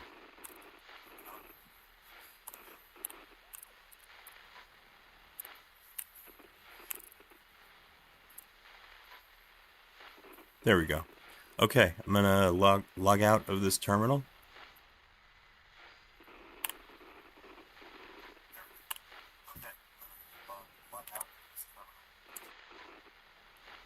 And let's switch back over to the PS3 because we're gonna reboot it.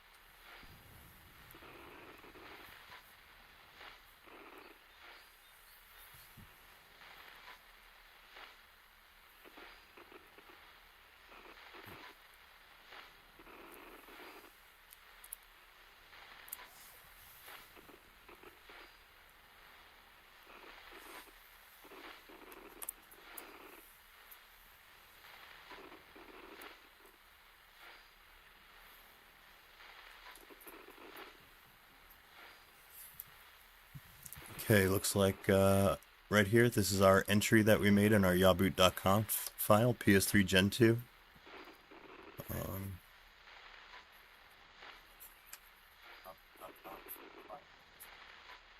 And alright, I'm going to go ahead and hit enter, and hopefully, fingers crossed, this will boot for us. And we will check out our brand new, fresh new installation of Gentoo on our PlayStation 3. All pre-configured, by the way, I should say, with pre-configured by Damian for you know, optimized for the PS3's running environment. So this is a very special Gentoo installation here. It's custom tailored for the PS3.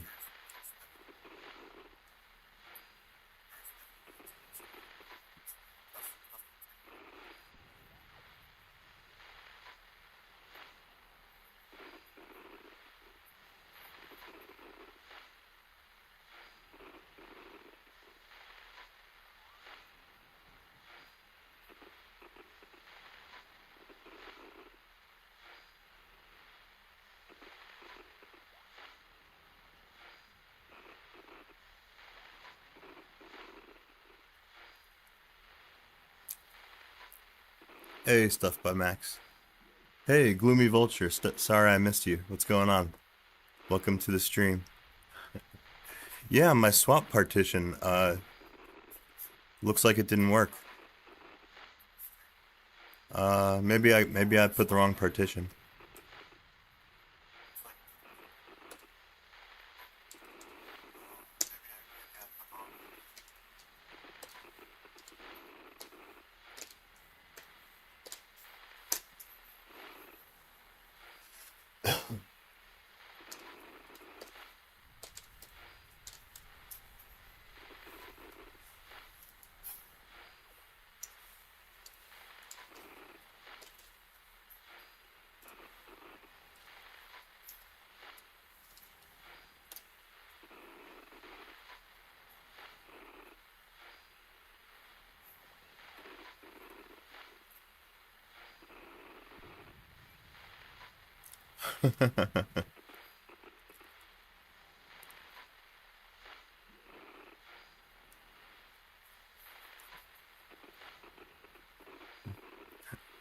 Stuff by Max, what are you talking about? You're so excited.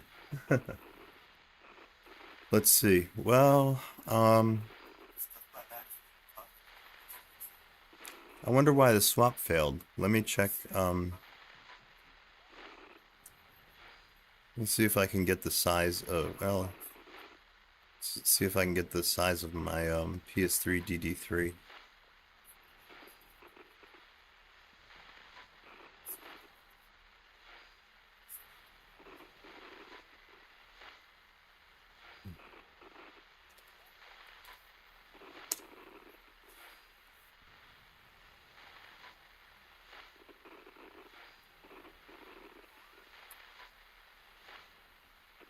Oh, whoopsie-daisy. It looks like I got my swap all wrong.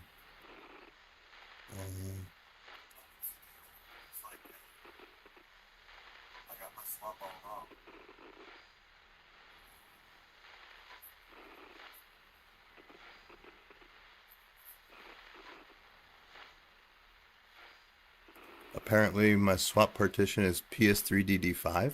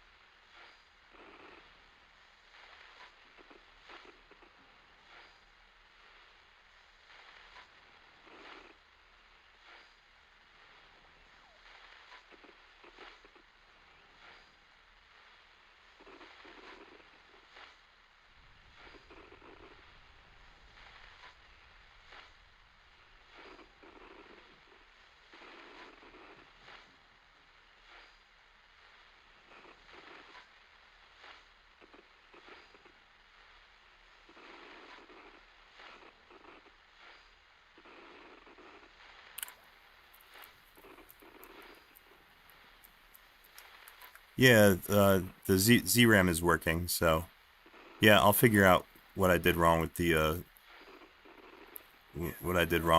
swap. As a matter of fact,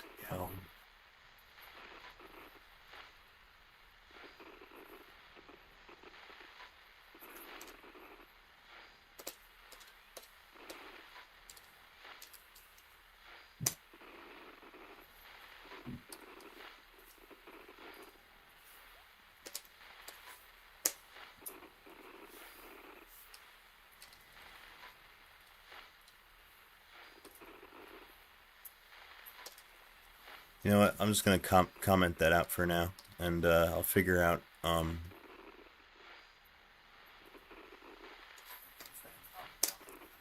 what I did wrong later. All right, so yeah, I'm gonna go ahead and call that a really successful stream. We tested out Damian's latest and greatest Gen 2 installer for the PS3, and it worked really fast, which is really cool. And unfortunately, I've got a couple of errands that I gotta go run at the moment, so I'm gonna have to shut it down for now. But yeah, later on after I get back, I'm gonna have some fun configuring my brand new fresh Gen 2 install, and you know, maybe I'll even continue streaming. Who knows? All right, but for now, I'm gonna take off. So, you guys, whoever's still watching, thank you for hanging out.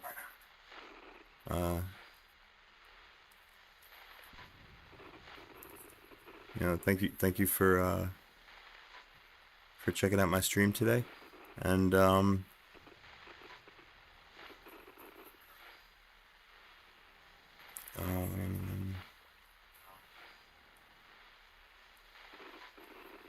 here we go. All right, beautiful. Yeah. Sorry, I was looking for my chat. My mind is totally befuddled right now. All right. Anyway, you guys have a good rest of your day, and you know, like I said, maybe I'll be back later. We'll see, and I'm gonna have some fun setting up my new Gen 2 system. All right. Bye, everybody.